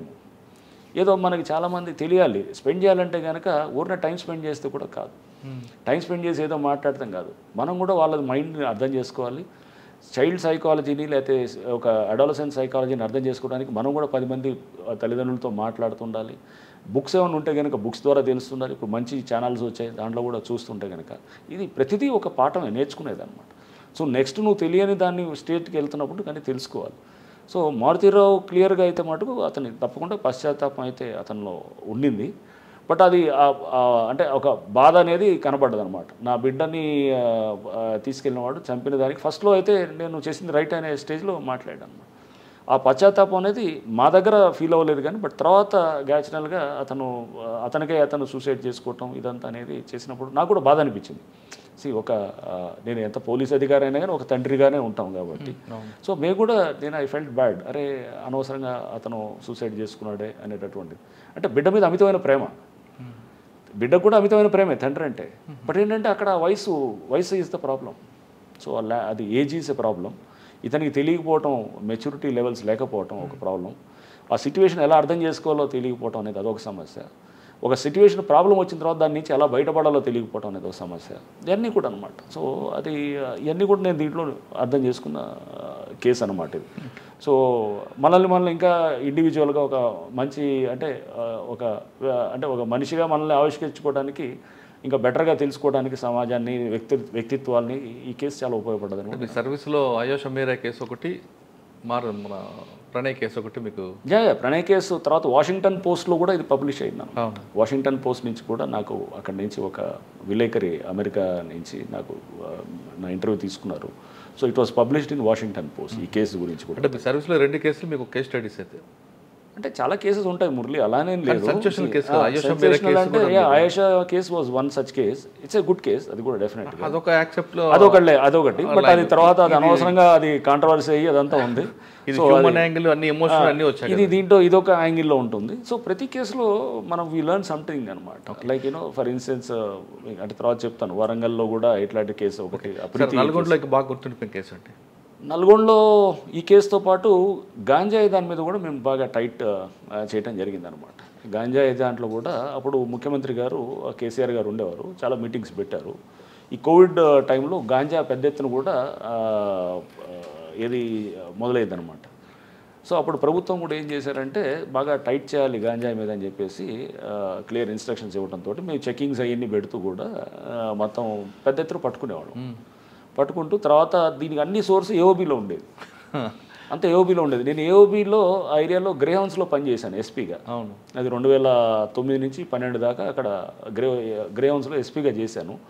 సో నాకు పూర్తి అవగాహన ఉంది ఏఓబీ ఎట్లా ఉంటుంది, ఎక్కడ లోపల ఎక్కడెక్కడ ఏ విలేజ్లో ఎట్లా ఉంటుంది అనేది పూర్తి అవగాహన ఉంది. సో అందుకోసం దీంతో మా టీమ్స్ ఉన్నారు అంతా ఇక్కడ. యాక్చువల్గా నల్గొండలో టీమ్స్ని అన్నింటిని ఒక 15 టీమ్స్ని తయారు చేసి విజయదశమి రోజు వీళ్ళందరినీ కూడా ఈ గంజాయి దీని మీద ఏఓబీలో లిస్ట్ అవుట్ చేసాం. అంటే కాల్ డేటాతోటి ఇక్కడ పట్టుకోగానే ఎక్కడో నల్గొండలో ఎక్కడో రోడ్డు మీద మెయిన్ ఎక్కడ ఏదో చిట్యాల దగ్గర లేకపోతే ఎక్కడో చెకింగ్లో అక్కడ దొరుకుతాడు అనుకుందాం, నకరికల దగ్గర ఎక్కడ దొరికితే అవన్నీ మనం డీటెయిల్స్ అన్ని తీసుకొని వాడి కనెక్షన్స్ తీసుకొని ఎవడు మెయిన్ ఫెలో అక్కడ ఎవరు వీళ్ళకి ఏఓబీలో వీళ్ళు ఎవరు అక్కడ పండించేవాళ్ళు ఎవరు మధ్యలో డీలర్ ఎవరు ఇవన్నీ అనేది తీసుకొని ఆ లిస్టు బట్టి వాళ్ళని పట్టుకురావడానికి టీమ్స్ పంపించినప్పుడు అక్కడ లోకల్ పోలీస్ సపోర్ట్ కూడా తీసుకున్నాం అనమాట. తీసుకొని లోకల్ ఎస్పీకి మాట్లాడాను అక్కడ, ఏది వైజాగ్ రూరల్ ఎస్పీకి, ఈస్ట్ గోదావరి ఎస్పీకి కూడా మాట్లాడి నేను పర్సనల్గా మాట్లాడిన తర్వాత మా దగ్గర నుంచి ఒక అడిషనల్ ఎస్పీని కూడా పంపించాను, సతీష్ అని చెప్పి. అతను కూడా వెళ్ళి అక్కడే క్యాంప్ చేసి వాళ్ళ లోకల్ సపోర్ట్ తీసుకొని వెళ్ళి దాదాపు 1000 కేజీల గాంజా కూడా రికవర్ చేసాం అక్కడ.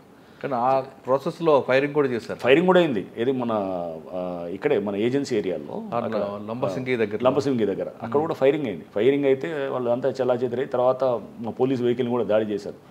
ట్రైబల్స్ అంతా గొడవ చేశారు అక్కడ. చేసి ట్రైబల్స్ అంటే వీళ్ళు ఎవరు మెయిన్గా ఈ గంజాయి తింటూ ఉండే. చేసిన వాళ్ళు చేసి పోలీసు మీద లోకల్ పోలీసు చెప్పకుండా వచ్చారనేది లోకల్ పోలీసు ఉన్నారు మాతో అక్కడ. యాక్చువల్గా ఆ రోజు వాళ్ళు కూడా సపోర్ట్ లేకుండా వచ్చారు. వచ్చిన తర్వాత మాకు చెప్పడం బట్టి ఈ రప్చర్ అయింది. అంతా ఉన్నారు, వాళ్ళు కూడా మాతోటి వాళ్ళకి వెళ్తున్నారు, అక్కడ సిఐకి తెలుసు వాళ్ళు లోపలికి వెళ్తున్నారనే తెలుసు. అక్కడ జనరల్గా ఏమైందంటే ఒక ఇష్యూ అవ్వగానే మనకెందుకు లేదు చెప్పి పక్కకి అయిపోవాలనే ఆలోచన అక్కడ కనపడదు అనమాట. ఎందుకు లేదు అక్కడ మళ్ళీ లేనిపోయి ఫైరింగ్ అయింది, ఒక ట్రైబల్స్ ఒకళ్ళిద్దరికి ఇంజూరీ అయింది. వాళ్ళు ఇది అవ్వగానే జనరల్గా ఏం చేస్తారు అక్కడ అప్పుడు ఆ టైంలో మనకి ఎందుకు లేదు వీళ్ళ మీద దోసేస్తే అయిపోయింది అని చెప్పి అనుకున్నారు. మేము అక్కడ లోకల్గా ఇదంతా తీసుకొని చేసాం కదా, ఆల్రెడీ మాట్లాడాం, సపోర్ట్ కావాలన్నాం, ఆ డేటా అంతా కూడా ఇచ్చారు మాకు. మా దగ్గర ఉన్న డేటాను కూడా వాళ్ళకి షేర్ చేసాం. వాళ్ళ గెస్ట్ హౌస్లోనే దిగారు. వాళ్ళ ప్రాంతంలోకి వెళ్ళి ఫైరింగ్ చేస్తే వాళ్ళకి అవమానంగా ఉంటుంది కదా. దీంట్లో అవమానం అనేదాన్ని ఎలా అనుకుంటే ఇప్పుడు మేము కాల్పులు చేయాల్సి వచ్చింది, ఎందుకు వచ్చింది, వాళ్ళు మా మీద దాడి చేసినప్పుడు చేశారు. అక్కడ ఉన్న ఆఫీసర్ మీరు వెళ్లకుండా మీరు సపోర్ట్ చేస్తున్న వాళ్ళే పట్టుకునేవారు కదా. అలా అవ్వట్లేదనే కదా అక్కడ. అప్పుడు ఆ టైంలో ఏం జరిగింది, వాళ్ళు కూడా జాయింట్గా వెళ్ళి తీసుకొని మేము వెళ్ళి లోపల లోకల్గా మొత్తం లీక్ అయిపోతుంది. సో లోకల్గా లీక్ అయింది అనుకోండి, నీకు వెళ్ళిన పని ఇప్పుడు సపోజ్ ఎవరైనా సిబిఐ టీం ఎవరైనా వచ్చారనుకోండి, మనకు సపోజ్ నేను నల్గొండ ఎస్పీకి ఉన్నాను అనుకోండి, వాళ్ళు ఏం చెప్పరు పలానా పికప్ చేస్తున్నారు. సిబిఐ టీం కానీ లేకపోతే ఎవరైనా ఎన్ఐఏ టీం వచ్చినా కానీ చెప్పరు మీ పలానా వాడి కోసం. ముందు మీ దగ్గర వస్తున్నాం, మీ ఏరియాలో కొన్ని మాకు ఆపరేషన్స్ ఉన్నాయి, మీకు కొంత సపోర్ట్ ఇవ్వాలంట, ఇస్తామనంట. వాళ్ళు ఎవరిని చేయాలి, ఎందుకంటే వాళ్ళే ఎందుకు డిస్క్లోజ్ చేస్తారు, నువ్వు పలానా ముందే అంటే మేము చెప్తే కనుక ఎక్కడ లోకల్గా ఎవడో లీక్ అవుతుంది. సో ఎవరు చెప్పరు, ఏ టీం కూడా చేసేవాళ్ళు అట్లా చెప్పరు. మేము కూడా అలా చెప్పలేదు అంతే. వాళ్ళకి వెళ్ళి అక్కడ మీకు చెప్పాలి వాళ్ళకి చేయాలనేది అట్లా లేదు. సో ఈ టీమ్స్ అంతా వెళ్ళారు, వెళ్ళి పట్టుకొచ్చి అడవుల్లో లోపలికి వెళ్ళారు, అక్కడ తీసుకొచ్చి అందరినీ మనం అరెస్ట్ చేయడం కూడా జరిగింది. కానీ అక్కడ మీరు చేసిన వల్ల వాళ్ళకు ఇబ్బంది వచ్చింది. లోపల జరుగుతున్న ఇన్ఫర్మేషన్ రావాలంటే మేము ఈ గంజాయి సప్లైస్ కొంతమంది సపోర్ట్ చేయాల్సి వచ్చేది అన్నది వాళ్ళ ఎలిగేషన్, వాళ్ళ చెప్పే వెర్షన్. నేను యాంటీ ఎక్స్ట్రీమిస్ట్ వర్క్లో చేశానండి.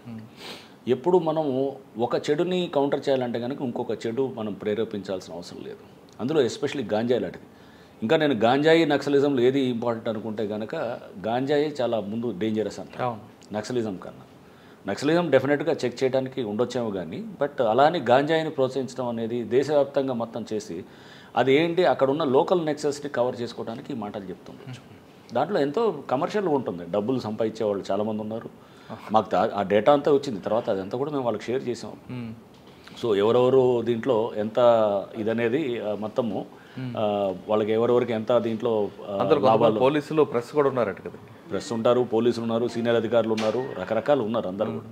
సో వీళ్ళందరూ కూడా దాంట్లో ఏది లాభం పొందే వాళ్ళు ఉన్నారు. ఆ డీటెయిల్స్ అన్ని చెక్ పోస్టులు ఎక్కడ పాస్ అయితే కనుక ఎవడు ఎంత కలెక్ట్ చేస్తున్నాడు అన్ని డీటెయిల్స్ కూడా ఇచ్చాము.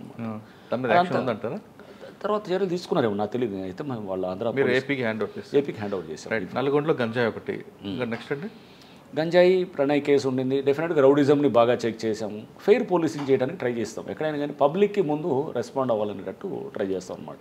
సో అట్లా అది అంటే సామాన్యుడు అనేవాడికి మనము రెస్పాండ్ అవ్వాలి అనేది అది ట్రై చేస్తుండేది. సార్ నల్గొండ తర్వాత వరంగల్ కదా డైరెక్ట్? నల్గొండ తర్వాత ట్రాఫిక్ వచ్చాను. ట్రాఫిక్ కొంతకాలం, ట్రాఫిక్ తర్వాత వరంగల్. వరంగల్ వెళ్ళగానే మీకు మెయిన్ ఛాలెంజ్ ఏమొచ్చింది? అక్కడ అధికార పార్టీ ఎమ్మెల్యే కార్పొరేటర్లని అరెస్ట్ చేశారు, మీ సిబ్బందిని కూడా సస్పెండ్ చేశారు, అటు ప్రెస్ పోలీస్ అని తేడా లేకుండా అందరిని లోపడేశారు ల్యాండ్ గ్రాపింగ్ కేసులో. అవును. సో నల్గొండ ఒక టైపు, వరంగల్ ఏమో ఇంకా అదేంటే హైదరాబాద్ తర్వాత తెలంగాణలో Warangal is big city. So అక్కడ ఏమవుతుందంటే వెళ్ళినప్పుడు ల్యాండ్ గ్రాబింగ్ అనేది అక్కడ పెద్ద అక్కడ చాలా సీరియస్ అంశంగా అక్కడ ఉండింది. ఎందుకంటే దాంట్లో మెయిన్గా రూలింగ్ పార్టీలో ఉన్న వాళ్ళు, పవర్ఫుల్ వాళ్ళు, వీళ్ళందరూ కూడా దీంట్లో ఇన్వాల్వ్ అవుతారు. ఎవరైనా కానీ ఎక్కడైనా కానీ ఒక తప్పు చేయాలంటే కనుక అపోజిషన్ అయితే కనుక అతన్ని పోలీసు ఈజీగా కౌంటర్ చేస్తాం. వాడు ఏం చేస్తాడు, పార్టీ మార్చేసి మళ్ళీ యాక్టివిటీస్, ఒక రౌడీ షీటర్ ఉన్నాడు అనుకోండి, అక్కడ మొన్నటిదాకా అపోజిషన్లో ఉన్నవాడు రూలింగ్ పార్టీకి మారి సేఫ్ అవుదామని చూస్తాడు.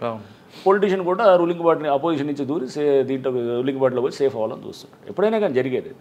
సో ఫస్ట్ చెక్ చేయాలనుకుంటే కనుక ఫస్ట్ రూలింగ్ పార్టీ అక్కడ వాళ్ళే ఇంపార్టెంట్ అవుతారు అన్నమాట. సో అక్కడికి వెళ్ళాను, వరంగల్కి వెళ్ళినప్పుడు ఫస్ట్ చూస్తే కనుక మెయిన్గా అక్కడ రూలింగ్ పార్టీ కొంతమంది కార్పొరేటర్స్ వాళ్ళే వాళ్ళు కొంత ఎమ్మెల్యేస్కి దగ్గరగా ఉండేవాళ్ళు వాళ్ళందరూ కూడా.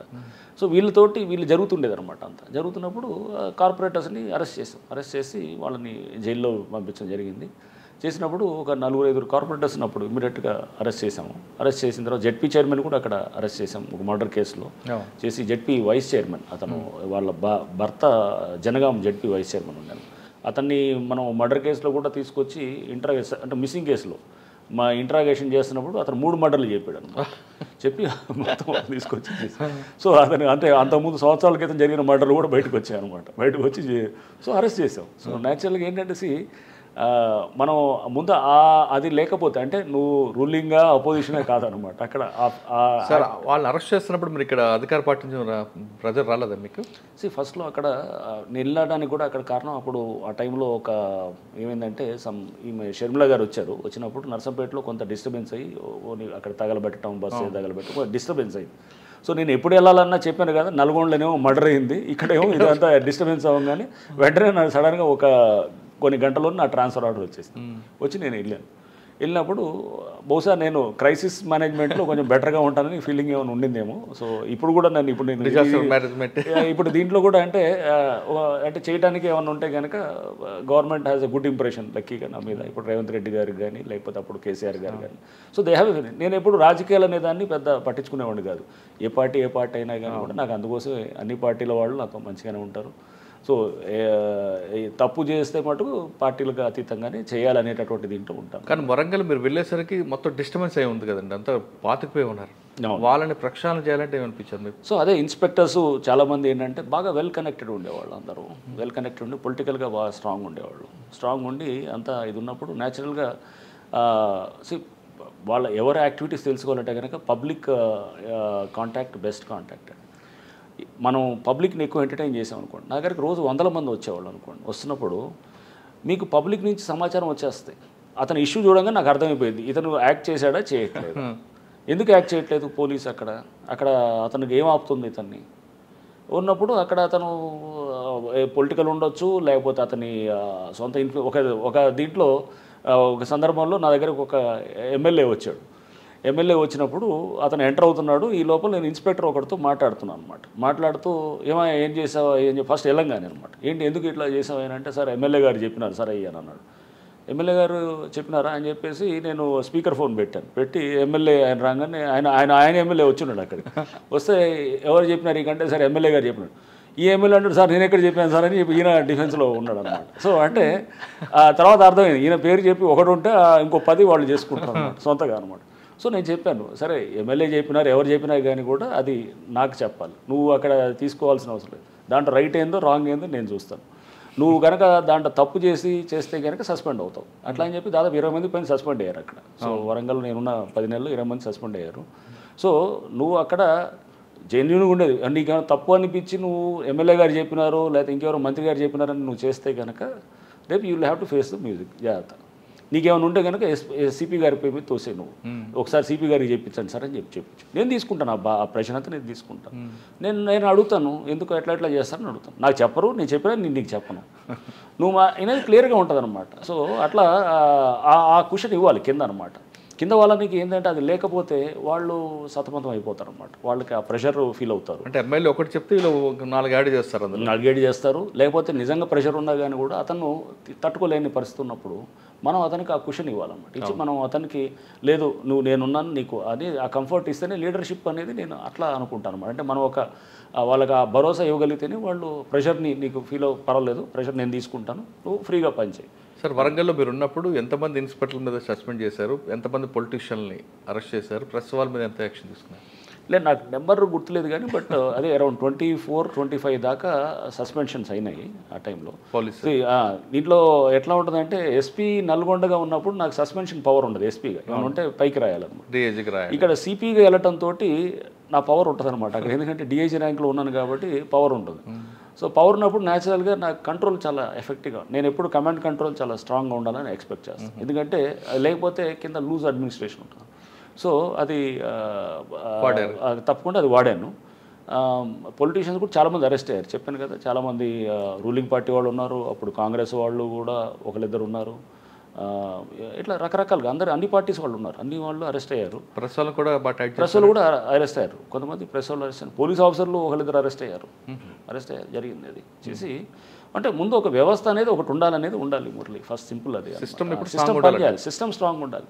సిస్టమ్ వీక్ అయిపోయింది అనుకోండి, న్యాచురల్గా ఏమైతే ఇష్టారాజ్యంగా ఉంటుంది అన్నమాట. పైకి అంతా నార్మల్గా ఉన్నట్టు ఉంటుంది కానీ లోపలంతా డొల్ల ఉంటుంది అనమాట. అలా సార్ అది కాకుండా మీకు బాగా గుర్తుండిపోయిన కేసులు ఉన్నాయి వరంగల్లో? వరంగల్లో తప్పకుండా మంచి కేసెస్.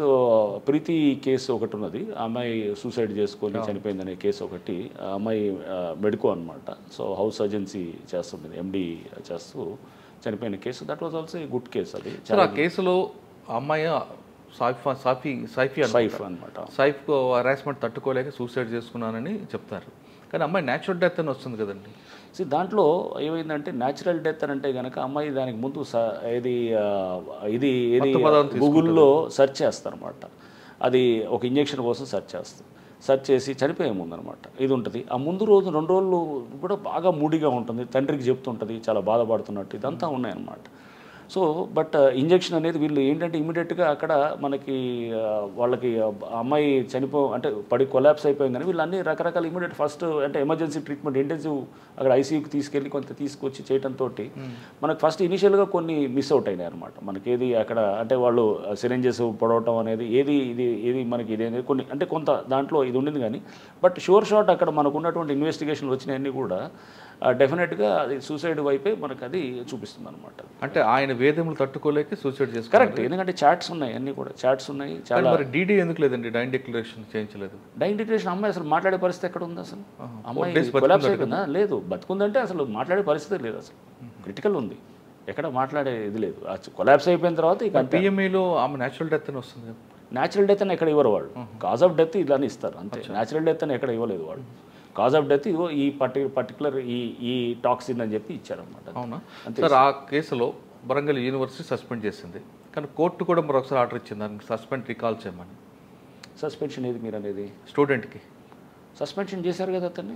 ఎంక్వైరీ చేసిన తర్వాత సస్పెండ్ ఎత్తిమని కోర్టు ఆర్డర్ ఇచ్చిన తర్వాత డెఫినెట్గా ఉంటుంది సస్పెన్షన్ అనేది. ఎందుకు అతను ఇమీడియట్గా ఇది ఉంటుంది, ఎందుకంటే అతను ర్యాగింగ్ అనే దాంట్లో అతను అరెస్ట్ అయ్యాడు. ర్యాగింగ్ సూసైడ్ దీంట్లో చేసిన తర్వాత సస్పెన్షన్ అనేది ఒక మెజర్ అది.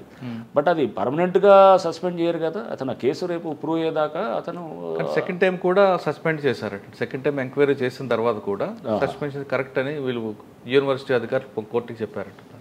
నాకు అర్థం కాలేదు, అంటే సస్పెన్షన్ జనరల్గా మా పరిధిలోకి రాదు అది, బట్ యూనివర్సిటీ వాళ్ళకు ఉంటుంది. సో బట్ అది ఏదైనా కానీ కూడా మేము అరెస్ట్ చేయగానే వాళ్ళు సస్పెండ్ చేశారు. మీరైతే నమ్ముతున్నారు 100%? అది ఎందుకంటే అది మనకి ఆ కేసు దర్యాప్తులో చాట్స్లో అన్నింటిలో చూసినప్పుడు కూడా చాలా స్పష్టంగా అర్థమవుతుంది అనమాట. There was a clear harassment. ఆ అమ్మాయి ఎవరెవరితో షేర్ చేసిందనే దాన్ని కూడా క్లియర్గా మన దగ్గర అంతా విత్ చాట్స్ తోటి దొరికింది. కోర్టు ఎందుకు అవన్నీ మరి పెట్టినప్పుడే కదా అతను బెయిల్ రాలేదు, చాలా రోజులు అతను దాదాపు 3 నెలలు ఉన్నాడు అతను. సో అది బెయిల్ రాలేదంటే ఇవన్నీ ఎవిడెన్స్ పెడతామే తోడు కదా అతను బెయిల్ రాదు కూడా. సార్ వరంగల్ తర్వాత ఎక్కడికి వచ్చారు? వరంగల్ తర్వాత నేను మళ్ళీ ఇక్కడ క్రైమ్స్కి వచ్చాను. క్రైమ్స్కి వచ్చేసి తర్వాత సిసిఎస్లో అది అడిషనల్ సిపి క్రైమ్స్ పోస్ట్లో ఉన్నాను. ఒక 2 months ఉన్నాను, అంతే, ఎక్కువ రోజులు లేను. ఆ తర్వాత నెక్స్ట్ సార్ అక్కడే సాహితీ కూడా ఉన్నట్లుంది కదా? సాహితీ కేసు కూడా ఉంది. సాహితీ కేసు ఇంపార్టెంట్ కేసు. అందుకే అది అప్పటికే ఒక 1.5-2 years ముందే ఆ కేసు రిజిస్టర్ అయింది. రిజిస్టర్ అయింది, అరెస్ట్ అయ్యి ఉన్నారు. అతను బూదాటి లక్ష్మణ్ అని వీళ్ళంతా మెయిన్ వాళ్ళందరూ కూడా అరెస్ట్ అయ్యి ఉన్నారు. సో నేను యాక్చువల్గా అక్కడ సెట్ అయ్యే లోపలే ఆ కేసులో అంటే అప్పటికే అరెస్ట్లు అయ్యి ఉన్నారు. అరెస్ట్లు అయ్యి అంతా కూడా మొత్తం మొత్తం మనకి అంటే అక్కడ కేసు దర్యాప్తు ఒక స్టేజ్లో పబ్లిక్ వీళ్ళందరితో కూడా మీటింగ్స్ పెట్టేసి వాళ్ళతో కూడా అందరితో ఒకసారి మాట్లాడిన తర్వాత మేము చెన్నైకి కూడా వెళ్ళాము. ఈ కేసెస్లో ఎలా హ్యాండిల్ చేస్తున్నారు చెన్నైలో వాళ్ళు కొంత వాళ్ళ టీం అక్కడ ఈఓడబ్ల్యూ టీమ్స్ అది దీంట్లో కొంత మంచి ఎక్స్పర్టీస్ ఉన్నాయన్నమాట. సో వాళ్ళతో కూడా నేను అప్పుడు డీసీపీ డీడీ అండ్ ఇంకా కొంత ఇతర ఆఫీసర్స్ అందరూ కూడా వెళ్ళి అక్కడ ఒక 2-3 days ఉండి కూడా వాళ్ళతోటి కూడా ఇంటరాక్ట్ అయినప్పుడు మాకు అక్కడ అర్థమైంది మనకి వాళ్ళకి ఏంటి సార్ తేడా ఉంది అక్కడ కొన్ని ప్రావిజన్స్ లాలో కొంత ఉన్నది, కానీ బట్ ఏదైనా కానీ కూడా ఏమవుతుందంటే విక్టిమ్స్కి అనేది కొంత టైం పడుతుంది అనమాట న్యాయం జరగడానికి. అంటే ఆస్తులు అటాచ్ చేస్తుండొచ్చావు కానీ బట్ అది మళ్ళీ వెంటనే వాళ్ళకి న్యాయం జరగడానికి వాళ్ళ ఏదైతే కోల్పోయిన సొమ్ము ఉందో అది అప్పగించడానికి అక్కడ కూడా చాలా టైం కన్స్యూమ్ ప్రాసెస్ లాగా అనిపించింది అనమాట. సో దానికి కొంత మన దగ్గర కూడా కొన్ని లీగల్ ప్రాసెస్ని ఏమన్నా మనం మార్చుకోవడానికి లేకపోతే ఇంకేమన్నా బెటర్గా చేయడానికి అనేది కూడా చర్చ జరిగింది అనమాట. నేనున్నప్పుడు దిస్ వాజ్ February దాకా అనమాట. ఆ తర్వాత బహుశా ఏమన్నా దాంట్లో లీగల్గా ఏమన్నా ఇంకేమన్నా బెటర్ సిస్టమ్స్ ఏమన్నా అడాప్ట్ చేస్తుండో వచ్చాము కూడా అనేది. అక్కడ నుండి మీరు మల్టీ జోన్ 1కి వచ్చాను. అక్కడ ఒక 3.5 months ఉన్నాను. అక్కడే ఉందండి అచీవ్మెంట్ అని నేనేమన్నా కానీ అక్కడ నేను ఎలక్షన్స్ టైంలో ఉన్నాను. సో న్యాచురల్గా అన్ని జిల్లాలకు వెళ్ళి అక్కడ కొంత రివ్యూ చేస్తుండేవాడిని.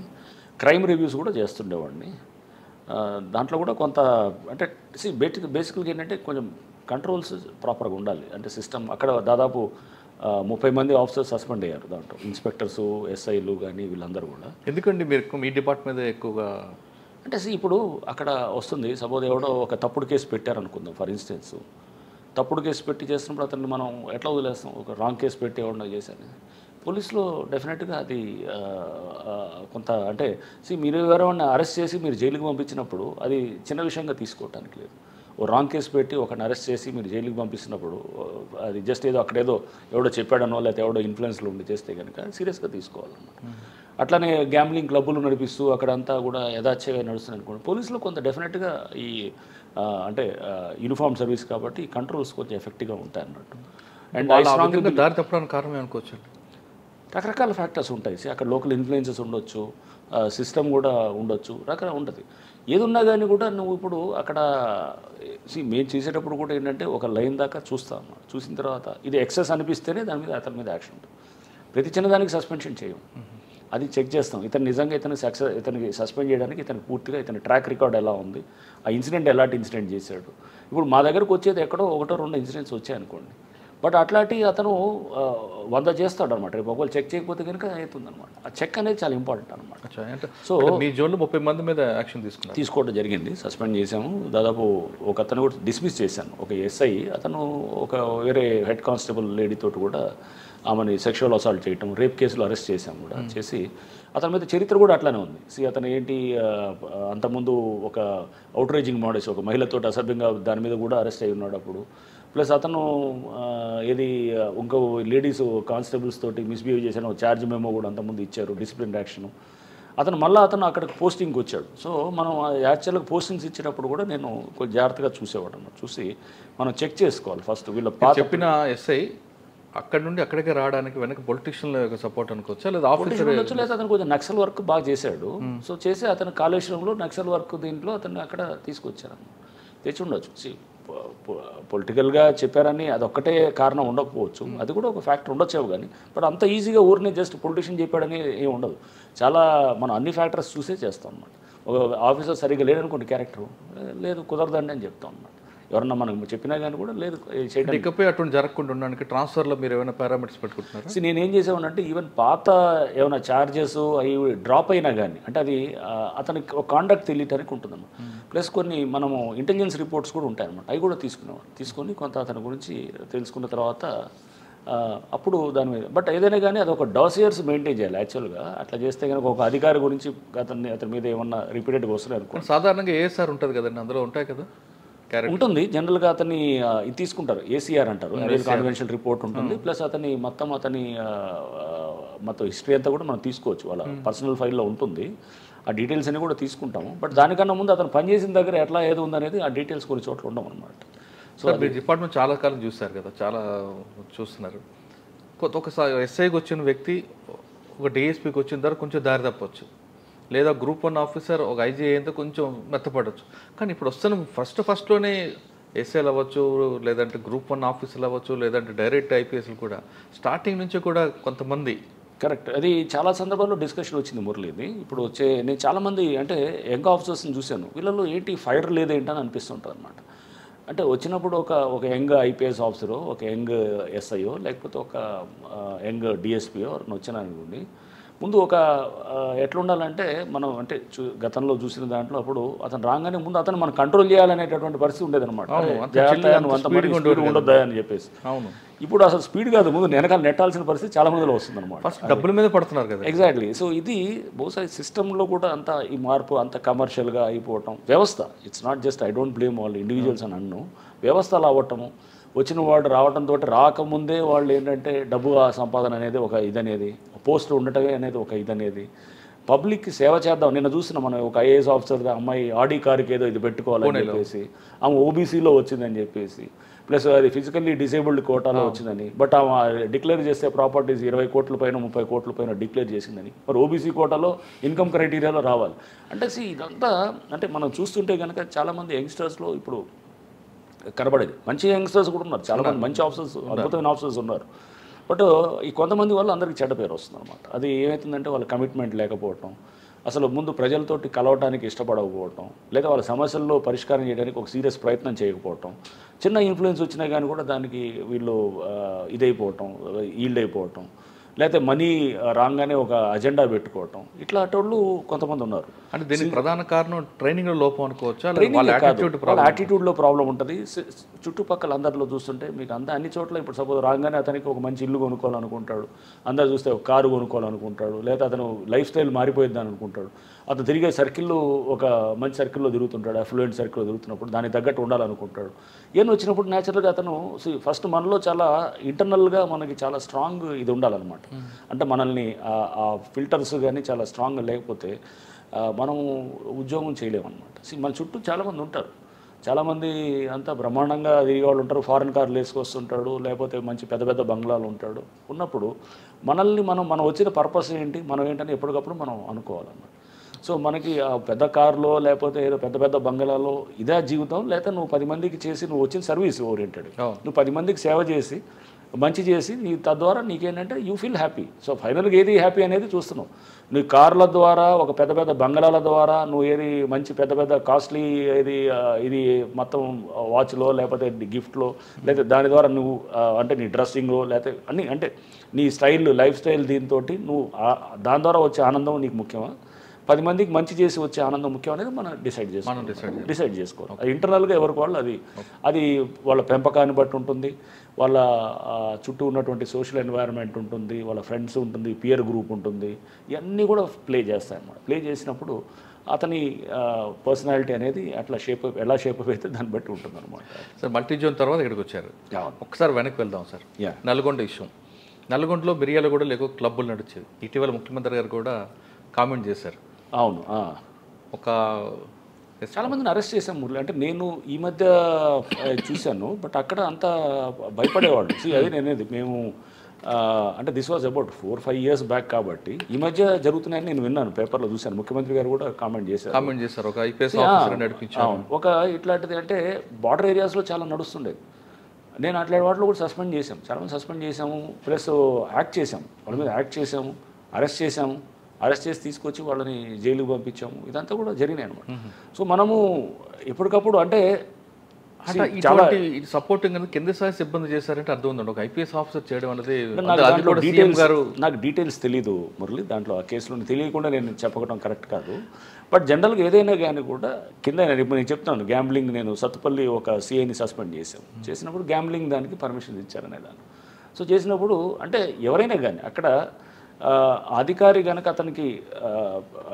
అతని పాత్ర ఉన్నట్టు మనకు అక్కడ మన నాలెడ్జ్లో వస్తుంది అనుకోండి, ఎవరైనా కానీ కూడా బాధ్యులు అవ్వాల్సింది. సో సపోజ్ అక్కడ ఇన్స్పెక్టర్ అవ్వచ్చు, డిఎస్పీ అవ్వచ్చు, ఎస్ఐ అవ్వచ్చు, లేకపోతే ఎవరైనా ఎస్పీ కావచ్చు, సిపి కావచ్చు, ఎవరైనా యూనిట్ ఆఫీసర్ కూడా అవ్వచ్చు, ఎవరైనా అవ్వచ్చు. అక్కడ నేనేది అక్కడ మనకి ఇన్ఫర్మేషన్ తెలిసిన తర్వాత కూడా మనం సైలెంట్గా ఉన్నామంటే కనుక తెలియకుండా జరగవచ్చు. నేనేది మన ఏరియా అంతా బ్రహ్మాండంగా ఉంటుంది నేనేం అన్ను, చాలా తెలియకుండా జరగవచ్చు. బట్ మన నాలెడ్జ్లో ఉండి జరిగితే మటుకు నేను అంతకన్నా క్రైమ్ ఇంకోటి ఉండదు. అది మన నాలెడ్జ్లో ఉండి మనకు తెలిసి మనం సైలెంట్గా ఉన్నామంటే కనుక అది తప్పు అన్నమాట. ఓకే సార్, ఒకసారి నల్గొండ నుంచి వరంగల్కి వద్దాం. బండి సంజయ్ గారి అరెస్ట్, ఆ ఎపిసోడ్ చెప్పండి. అసలు ఎందుకంటే అంత కాంట్రవర్షియల్ అయింది? ఆ ఫోన్ దొరికిందా, దొరకదా? బండి సంజయ్ గారి కేసు మీకు అందరికీ తెలిసిన ఇదే. అది 10th class అది పేపర్ లీకేజ్, అంటే పేపర్ లీక్ కాదు, మాల్ ప్రాక్టీస్. సో అది 10th class హిందీ పేపర్ అయింది. పేపర్ అయినప్పుడు యాక్చువల్గా అతను బయటికి వచ్చింది కూడా ఏంటంటే వాళ్ళ పిఏ ఉన్నారు, పిఏనో పిఆర్ఓ ఎవరో అతను సో ప్రశాంత్ అని చెప్పి ఉండేవాడు. అతని ఫోన్ నుంచి అందరికీ షేర్ చేస్తారనమాట. మొత్తం షేర్ చేసి అందరు మీడియా వాళ్ళందరికీ కూడా ఎగ్జామ్ జరుగుతుంటుంది. యాక్చువల్గా బేసికల్గా ఎగ్జామ్ నుంచి బయటకు వచ్చిన పేపర్ని నువ్వు ఏమన్నా ఉంటే కానీ నీ చేతికి వస్తే నువ్వు వెంటనే పోలీస్కి చెప్పాలి. ఎగ్జామ్ జరుగుతున్న క్రమంలో నువ్వు అందరికీ షేర్ చేస్తావు, అన్ని మీడియా గ్రూప్స్ మొత్తం అన్ని ఛానల్స్లోకి షేర్ చేస్తావు. ఆ ఎగ్జామ్ 9 నుంచో 9:30 నుంచో స్టార్ట్ అయితే 12:30 దాకా ఉంటుంది. షేర్ చేసింది కూడా అరౌండ్ ఆ టైం 10-10:30కి అట్లా ఉంటుంది. సో యూఆర్ లైక్ ఒక రకంగా నువ్వేంటంటే జిరాక్స్ తీసిన ఒక పేపర్ నీ చేతిలోకి వస్తే నువ్వు ఇంకా 100,000 జిరాక్స్ తీసి అందరికి పంచినట్టు అనమాట. పంచి నువ్వు ఎగ్జామ్ జరుగుతున్న క్రమంలో it's as good as that చేసినప్పుడు. దానికి ముందు కూడా ఏంటంటే అప్పుడు ఆ టైంలో ప్రెస్ మీట్లో కూడా చెప్పాను, బండి సంజయ్ గారు దాంతో ఇతను చాట్స్ ఉన్నాయి, చాట్స్ ఉండి ఇతను ఏంటంటే ఒక వీళ్ళు ఏవో ఇట లీకేజ్ దీని మీద అనేది మాట్లాడుతున్నప్పుడు ఆయన బండి సంజయ్ గారు దాన్ని ఇతను చెప్పిన దాన్ని బట్టే అంటే వీళ్ళ మధ్యలో కమ్యూనికేషన్ నడుస్తుంది. ఫోన్ వచ్చుంటే మనకు చాలా ఇష్యూస్ మనకు తెలిసేదన్నమాట. ఫోన్ రాలేదు. నెక్స్ట్ ఏంటంటే అతని దగ్గర పనిచేస్తున్నాడు, ఇతని గైడెన్స్ తోటే చేస్తున్నాడు అనే దాంతో ఆ దగ్గర తీసుకోవటం వచ్చిందన్నమాట. అంటే డైరెక్ట్గా ఉండకపోవచ్చు కానీ బట్ డెఫినెట్గా ఏంటంటే ఇతని క్లోజ్ ఇతని మనిషే కదా, ఇతను చేసి అంత మాత్రం ఇతనే లీక్ చేస్తున్నాడు, అంత బయటికి చేస్తున్నాడు అండ్ ఆయనకు కూడా పంపిస్తున్నాడు, షేర్ చేశాడు. మేము ఇదంతా కూడా ఆ టైంలో చెప్పాం. ఈటెల రాజేందర్ గారు కూడా పంపించారు. బట్ ఆయన కూడా పిలిచి తీసుకున్నప్పుడు ఆయన ఏమీ లేదని చెప్పి కూడా సో బీజేపీ వాళ్ళకి చాలామంది పంపించారు బట్ అందరినీ కూడా తీసుకోలేదు కదా. సో ఇక్కడ ఇతను సొంత పిఆర్ఓ ఉన్నాడు, పిఏ ఇతను ఉన్నాడు అనే దాని మీద ఉన్నాం. బట్ ఏదైనా కానీ ఇదేంటంటే ఇప్పుడు కోర్టు పరిధిలో ఉంది కాబట్టి నేను ఎక్కువ మాట్లాడకూడదు దీని మీద. కానీ ఫోన్ పోయిందంటారా కరీంనగర్ దగ్గర అండి? సో పోయిందని ఆయన అన్నారు, మిస్ అయ్యింది అనేది అన్నారు. బట్ ఆ తర్వాత అక్కడ స్విచ్ ఆఫ్ అయిందని నేను చెప్పాను. తర్వాత ఓకే ఏదైనా మనం ఇంకా దాంట్లో ఇప్పుడు ఛార్జ్షీట్ అయ్యింది, కోర్టు ఛార్జ్షీట్ నెంబర్ కూడా ఇచ్చింది, యాక్సెప్ట్ చేసింది. సో కోర్టు ఇక ఇప్పుడు ట్రయల్ జరిగే స్టేజ్లో ఉంది కానీ నేను మాట్లాడటం సార్ ఇన్వెస్టిగేషన్ గురించి మాట్లాడదండి. కానీ గవర్నమెంట్ చెప్పింది కాబట్టి బండి సంజయ్ గారికి అరెస్ట్ అన్నది ఇప్పుడు వార్త వచ్చింది, వాస్తవం అంటారా? అంటే ఆయన ప్రతిపక్షంగా ఉండి గవర్నమెంట్ బ్లేమ్ చేస్తున్నారు కాబట్టి ఆయన అరెస్ట్ చేయాలి, నోరు కట్టడి చేయాలి. మీరు ఇంకొకటి చూడండి, ఆ టైంలో అప్పటిదాకా పేపర్ లీకేజ్ చాలా సెన్సిటివ్ అంశం, చాలా జాగ్రత్తగా హ్యాండిల్ చేయాలి. మేము కూడా చిన్నప్పుడు ఉన్నప్పుడు ఇంటర్మీడియట్లో ఉన్నప్పుడు కెమిస్ట్రీ పేపర్ ఒకటి లీక్ అయిందని చెప్పి వచ్చిందనమాట. అందులో చిన్న వయసు ఏముంటుంది అప్పుడు ఆ టైంలో 16-17 ఏళ్ళ వయసులో ఆ పేపర్ చదువుకొని అంతా వచ్చింది, ఇదే పేపర్ అని చెప్పి అంటే అందరం ఆ పేపర్లో అందరికీ ఇచ్చారనమాట. అది తీసుకొని చదువుకున్నాం, అదే పేపర్ చదువుకున్నాం యాక్చువల్గా. చదువుకొని వెళ్తే ఏమైంది ఎగ్జామ్లో మేము కెమిస్ట్రీ రాసాము, నేను మ్యాథ్స్ ఫిజిక్స్ బాగా చేశాను. కెమిస్ట్రీకి వచ్చేటప్పటికి ఫస్ట్ క్వశ్చన్ అది ఉంది కానీ తక్కింది ఏది లేదనమాట. చేసేటప్పటికి నేను ఐ వాజ్ షాక్డ్. అసలు నాకు ఎంసెట్లో ర్యాంక్ వచ్చింది, కూడా మంచి ర్యాంక్ వచ్చింది. ఎంసెట్లో నాకు సీటు కూడా వచ్చింది. వచ్చినప్పుడు ఇంజనీరింగ్లో మంచి సీటు వచ్చింది, మంచి కాలేజ్లో వచ్చింది. వచ్చిన తర్వాత ఇది కెమిస్ట్రీలో అప్పుడు జస్ట్ బార్డర్గా నేను పాస్ అయ్యి వెళ్ళిపోయాను అనమాట.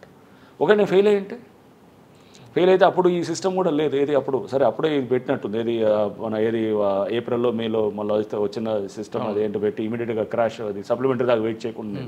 బట్ ఒక సీట్ వచ్చి నాకు ఇది పోతే కనుక 1 year పోతే కనుక ఎట్లా ఉంటుంది? సో పేపర్ లీకేజ్ అనేది చాలా సెన్సిటివ్. ఇప్పుడు నేను కూడా నీట్ లీకేజ్ అయింది, నీట్ పేపర్ వచ్చిందని చెప్పేసి కూడా వచ్చింది, సుప్రీంకోర్టు పరిధిలో జరుగుతుంది. సో చాలా సెన్సిటివ్ అంశం అనమాట. సో మనం చాలా జాగ్రత్తగా హ్యాండిల్ చేయాలి పేపర్ లీకేజ్ అనేది. ఇప్పుడు కేంద్ర ప్రభుత్వం దీంట్లో నీట్ ఎగ్జామ్లో కూడా ఈ ఇష్యూ వస్తున్నది. సో గ్రూప్ 1 కూడా లీకేజ్ అయింది అనేది. గ్రూప్ 1 అంటే దీంట్లో మనం చాలా బాధ్యతతోటి వ్యవహరించాలి ఎవరైనా కానీ. తోటి ఏమైందంటే ప్రతిదీ పేపర్ రేపు అట్లాంటిది వచ్చినప్పుడు ఒక దాని గురించి పేపర్ లీకేజ్ గురించి మాట్లాడుతున్నాం అనుకోండి, పబ్లిక్లో మాట్లాడుతుంటే కనుక నెక్స్ట్ ఏమవుతుంది, నెక్స్ట్ వచ్చే నిజమైన పేపర్ ఏదో అబద్ధమైన పేపర్ ఎవరికో తెలియదు. పిల్లలు ఎలా చదువుకుంటారు? వాడు చదువుకున్నవాడు ఆ వయసులో వాడు ఏదైనా సర్క్యులేట్ అయింది అనుకోండి సోషల్ మీడియాలో, దాన్ని నమ్ముతాడు, అది పేపరే అనుకుంటాడు. అనుకున్నప్పుడు అదే చదువుకొని పోతే రేపు అది రాలేదనుకోండి సూసైడ్ చేసుకునే పరిస్థితి కూడా ఉంటుంది అనమాట. పిల్లలు వాడు భవిష్యత్తు పోయిందనుకోని చాలామంది, అంటే చాలా సున్నితమైన అంశం ఇది. అందుకని చాలా జాగ్రత్తగా మనం ఏంటంటే చైల్డ్ సైకాలజీని మనం తీసుకోవాలి. ఆ వయసులో 10వ తరగతి ఏముంటుందండి, చాలా 15 ఏళ్ళు. పేపర్ లీకేజీలు చాలా కఠినంగా పోవాలన్నమాట. ఏమన్నా ఇట్లా మనకు బయట ఇట్లాంటిది ఇది.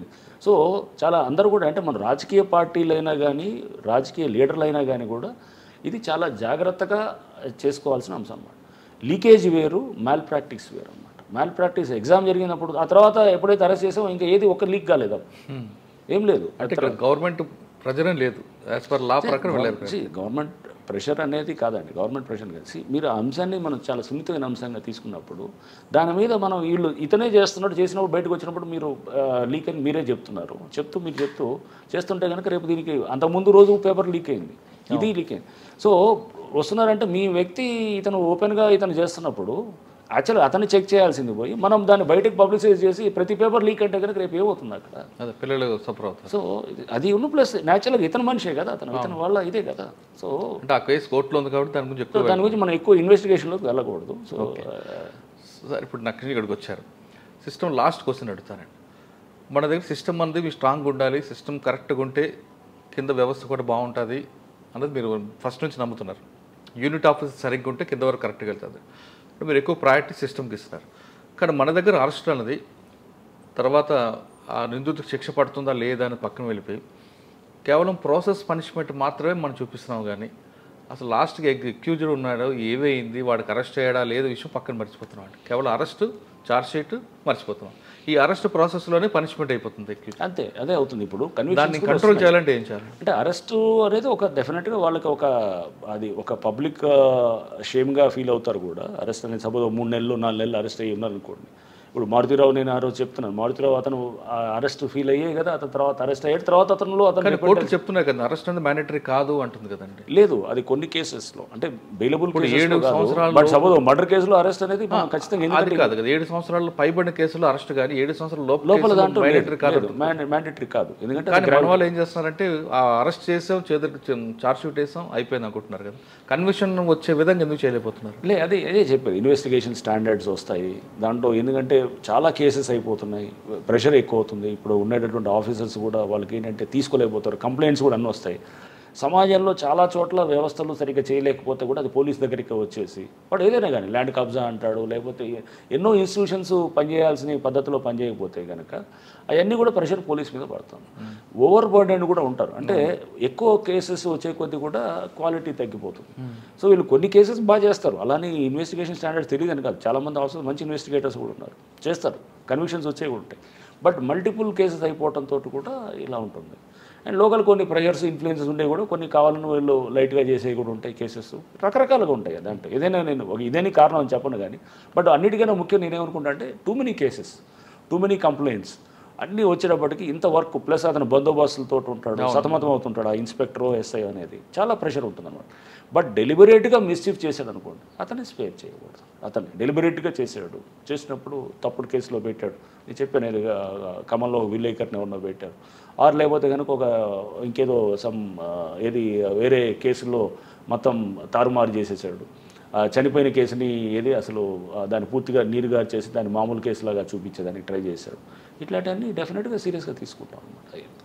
సార్ ఫైనల్గా చెప్పండి, ఈ డిపార్ట్మెంట్లో వచ్చే వాళ్ళకి ఏం చెప్తారు మీరు? ఇది అద్భుతమైన డిపార్ట్మెంట్ అండి. పోలీస్ అనేది నేను ముందు నుంచి చెప్తున్నాను. నేను ఉద్యోగంలో రావడానికి కూడా నేను ఒకటే, ఈ డిఎస్పీ ఉద్యోగం ఇస్తేనే వస్తాననే స్టేజ్లో వచ్చాను అన్నమాట. సో ఇది ఏరుకోరి ఉద్యోగంలోకి వచ్చాను. అందుకోసం డెఫినెట్గా ముందు మనకు మంచి యాప్టిట్యూడ్ ఉందనుకోండి, ఇష్టం ఉంటే కనుక ఊరిలో ఏదో ఉద్యోగంలో తీసుకుంటే వేరు. దాని మీద మనకేంటంటే ఈ ఉద్యోగంలో నిజంగా మనం చేయొచ్చు 10 మంది కంటే. నా దృష్టిలో పోలీసుని మించి ఉద్యోగం అయితే ఉండదు. మనం పబ్లిక్కి రీచ్ అవ్వాలంటే కనుక అత్యుత్తమైన సర్వీస్ ఏముందంటే డెఫినెట్గా అది ఒక పోలీస్ సర్వీసే ఉంటుంది. ఎందుకంటే మీరు ఇమీడియట్గా చాలామందికి చాలా న్యాయం చేయొచ్చు. అండ్ పబ్లిక్ కూడా ఎవరైతే కనుక అట్లా న్యాయం చేసేవాళ్ళు ఉంటారో వాళ్ళు ఒక డెమిగాడ్స్ కింద వాళ్ళు అక్కడ ఇది చేసేటట్టు కూడా ఉంటుంది. మీకు అది బహుశా మీరు ఎన్ని కోట్లు సంపాదించినా, ఎన్ని పెద్ద పెద్ద బంగ్లాలు ఉన్నా కానీ కూడా అంత తృప్తి ఎప్పుడు రాదన్నమాట. 10 మందికి మీరు మంచి చేసి వాళ్ళందరిలో చేసేదాన్ని ఈ ఉద్యోగంలోనే వీలవుద్దని నేను అనుకుంటాను అన్నమాట. సో అందుకోసం పోలీస్ తప్పకుండా మీకు నిజంగా అటువంటి ప్యాషన్ ఉండి, అటువంటి యాటిట్యూడ్ ఉండి, ఆ యాప్టిట్యూడ్ ఉంటే కనుక దీని మించిన ఉద్యోగం లేదు. ఖచ్చితంగా రండి. అండ్ డెఫినెట్గా ఏంటంటే సమాజాన్ని బాగు చేసుకోవడానికి ఇది ఒక మంచి అవకాశం. అందుకోసం ఎక్కడ చేసినా కానీ కూడా నేను ట్రై చేస్తాను. నేను గొప్పగా చేస్తానని అన్ను కానీ, but I make an attempt. ఒక ట్రాఫిక్లో వస్తే కొన్ని రిఫార్మ్స్ చేయాలని చూస్తాం, లేకపోతే ఒక కమిషనరేట్లో వెళ్తే కనుక అక్కడేదో కొంత ట్రై చేస్తుంటాం. ఒక ఐజీగా ఉన్నప్పుడు ఇది చేస్తుంటాం, సిస్టమ్స్ బెటర్ చేయాలని ట్రై చేస్తాం, ఒక ప్రయత్నం అయితే చేస్తాం. ఇక్కడ కూడా అంతే. ఇది ఇప్పుడు హైడ్రా అనే దీంట్లో కూడా నేనేదో మొత్తం చెరువులన్నింటినీ కాపాడేస్తాను, నేనేదో బ్రహ్మాండంగా చేస్తానని నేనేం అన్ను. బట్ ఒక సీరియస్ అటెంప్ట్ అయితే ట్రై చేస్తాం అనమాట. Will make a serious attempt and a sincere attempt అనమాట. అదే ప్రజలకు నేరుగా సేవ చేయాలంటే police department the best platform అంటున్నారు రంగనాథ్ గారు. కానీ వచ్చిన వెంటనే డబ్బుల కోసమో పవర్ కోసమో కాకుండా ప్రజలు పనిచేయండి, వాళ్ళే మీకు గుర్తుంచుకుంటారు, అదే జీవితాంతం మీకు గుర్తుండిపోతుంటో చెప్తున్నారు. ఆయన చెప్తున్నట్లుగా పోలీస్ డిపార్ట్మెంట్లో పనిచేసేవారు ఎవరైనా సరే తప్పు చేస్తే తన సిబ్బంది అయిన మీద వాళ్ళ మీద కూడా వేకి తప్పదంటూ అతను చేస్తున్నారు. ఇది రంగనాథ్ గారితో ఎక్స్క్లూజివ్ ఇంటర్వ్యూ. వచ్చే వారం మరో గెస్ట్ మళ్ళీ కలుద్దాం. అంతవరకు నమస్తే. Thank you sir. Thank you.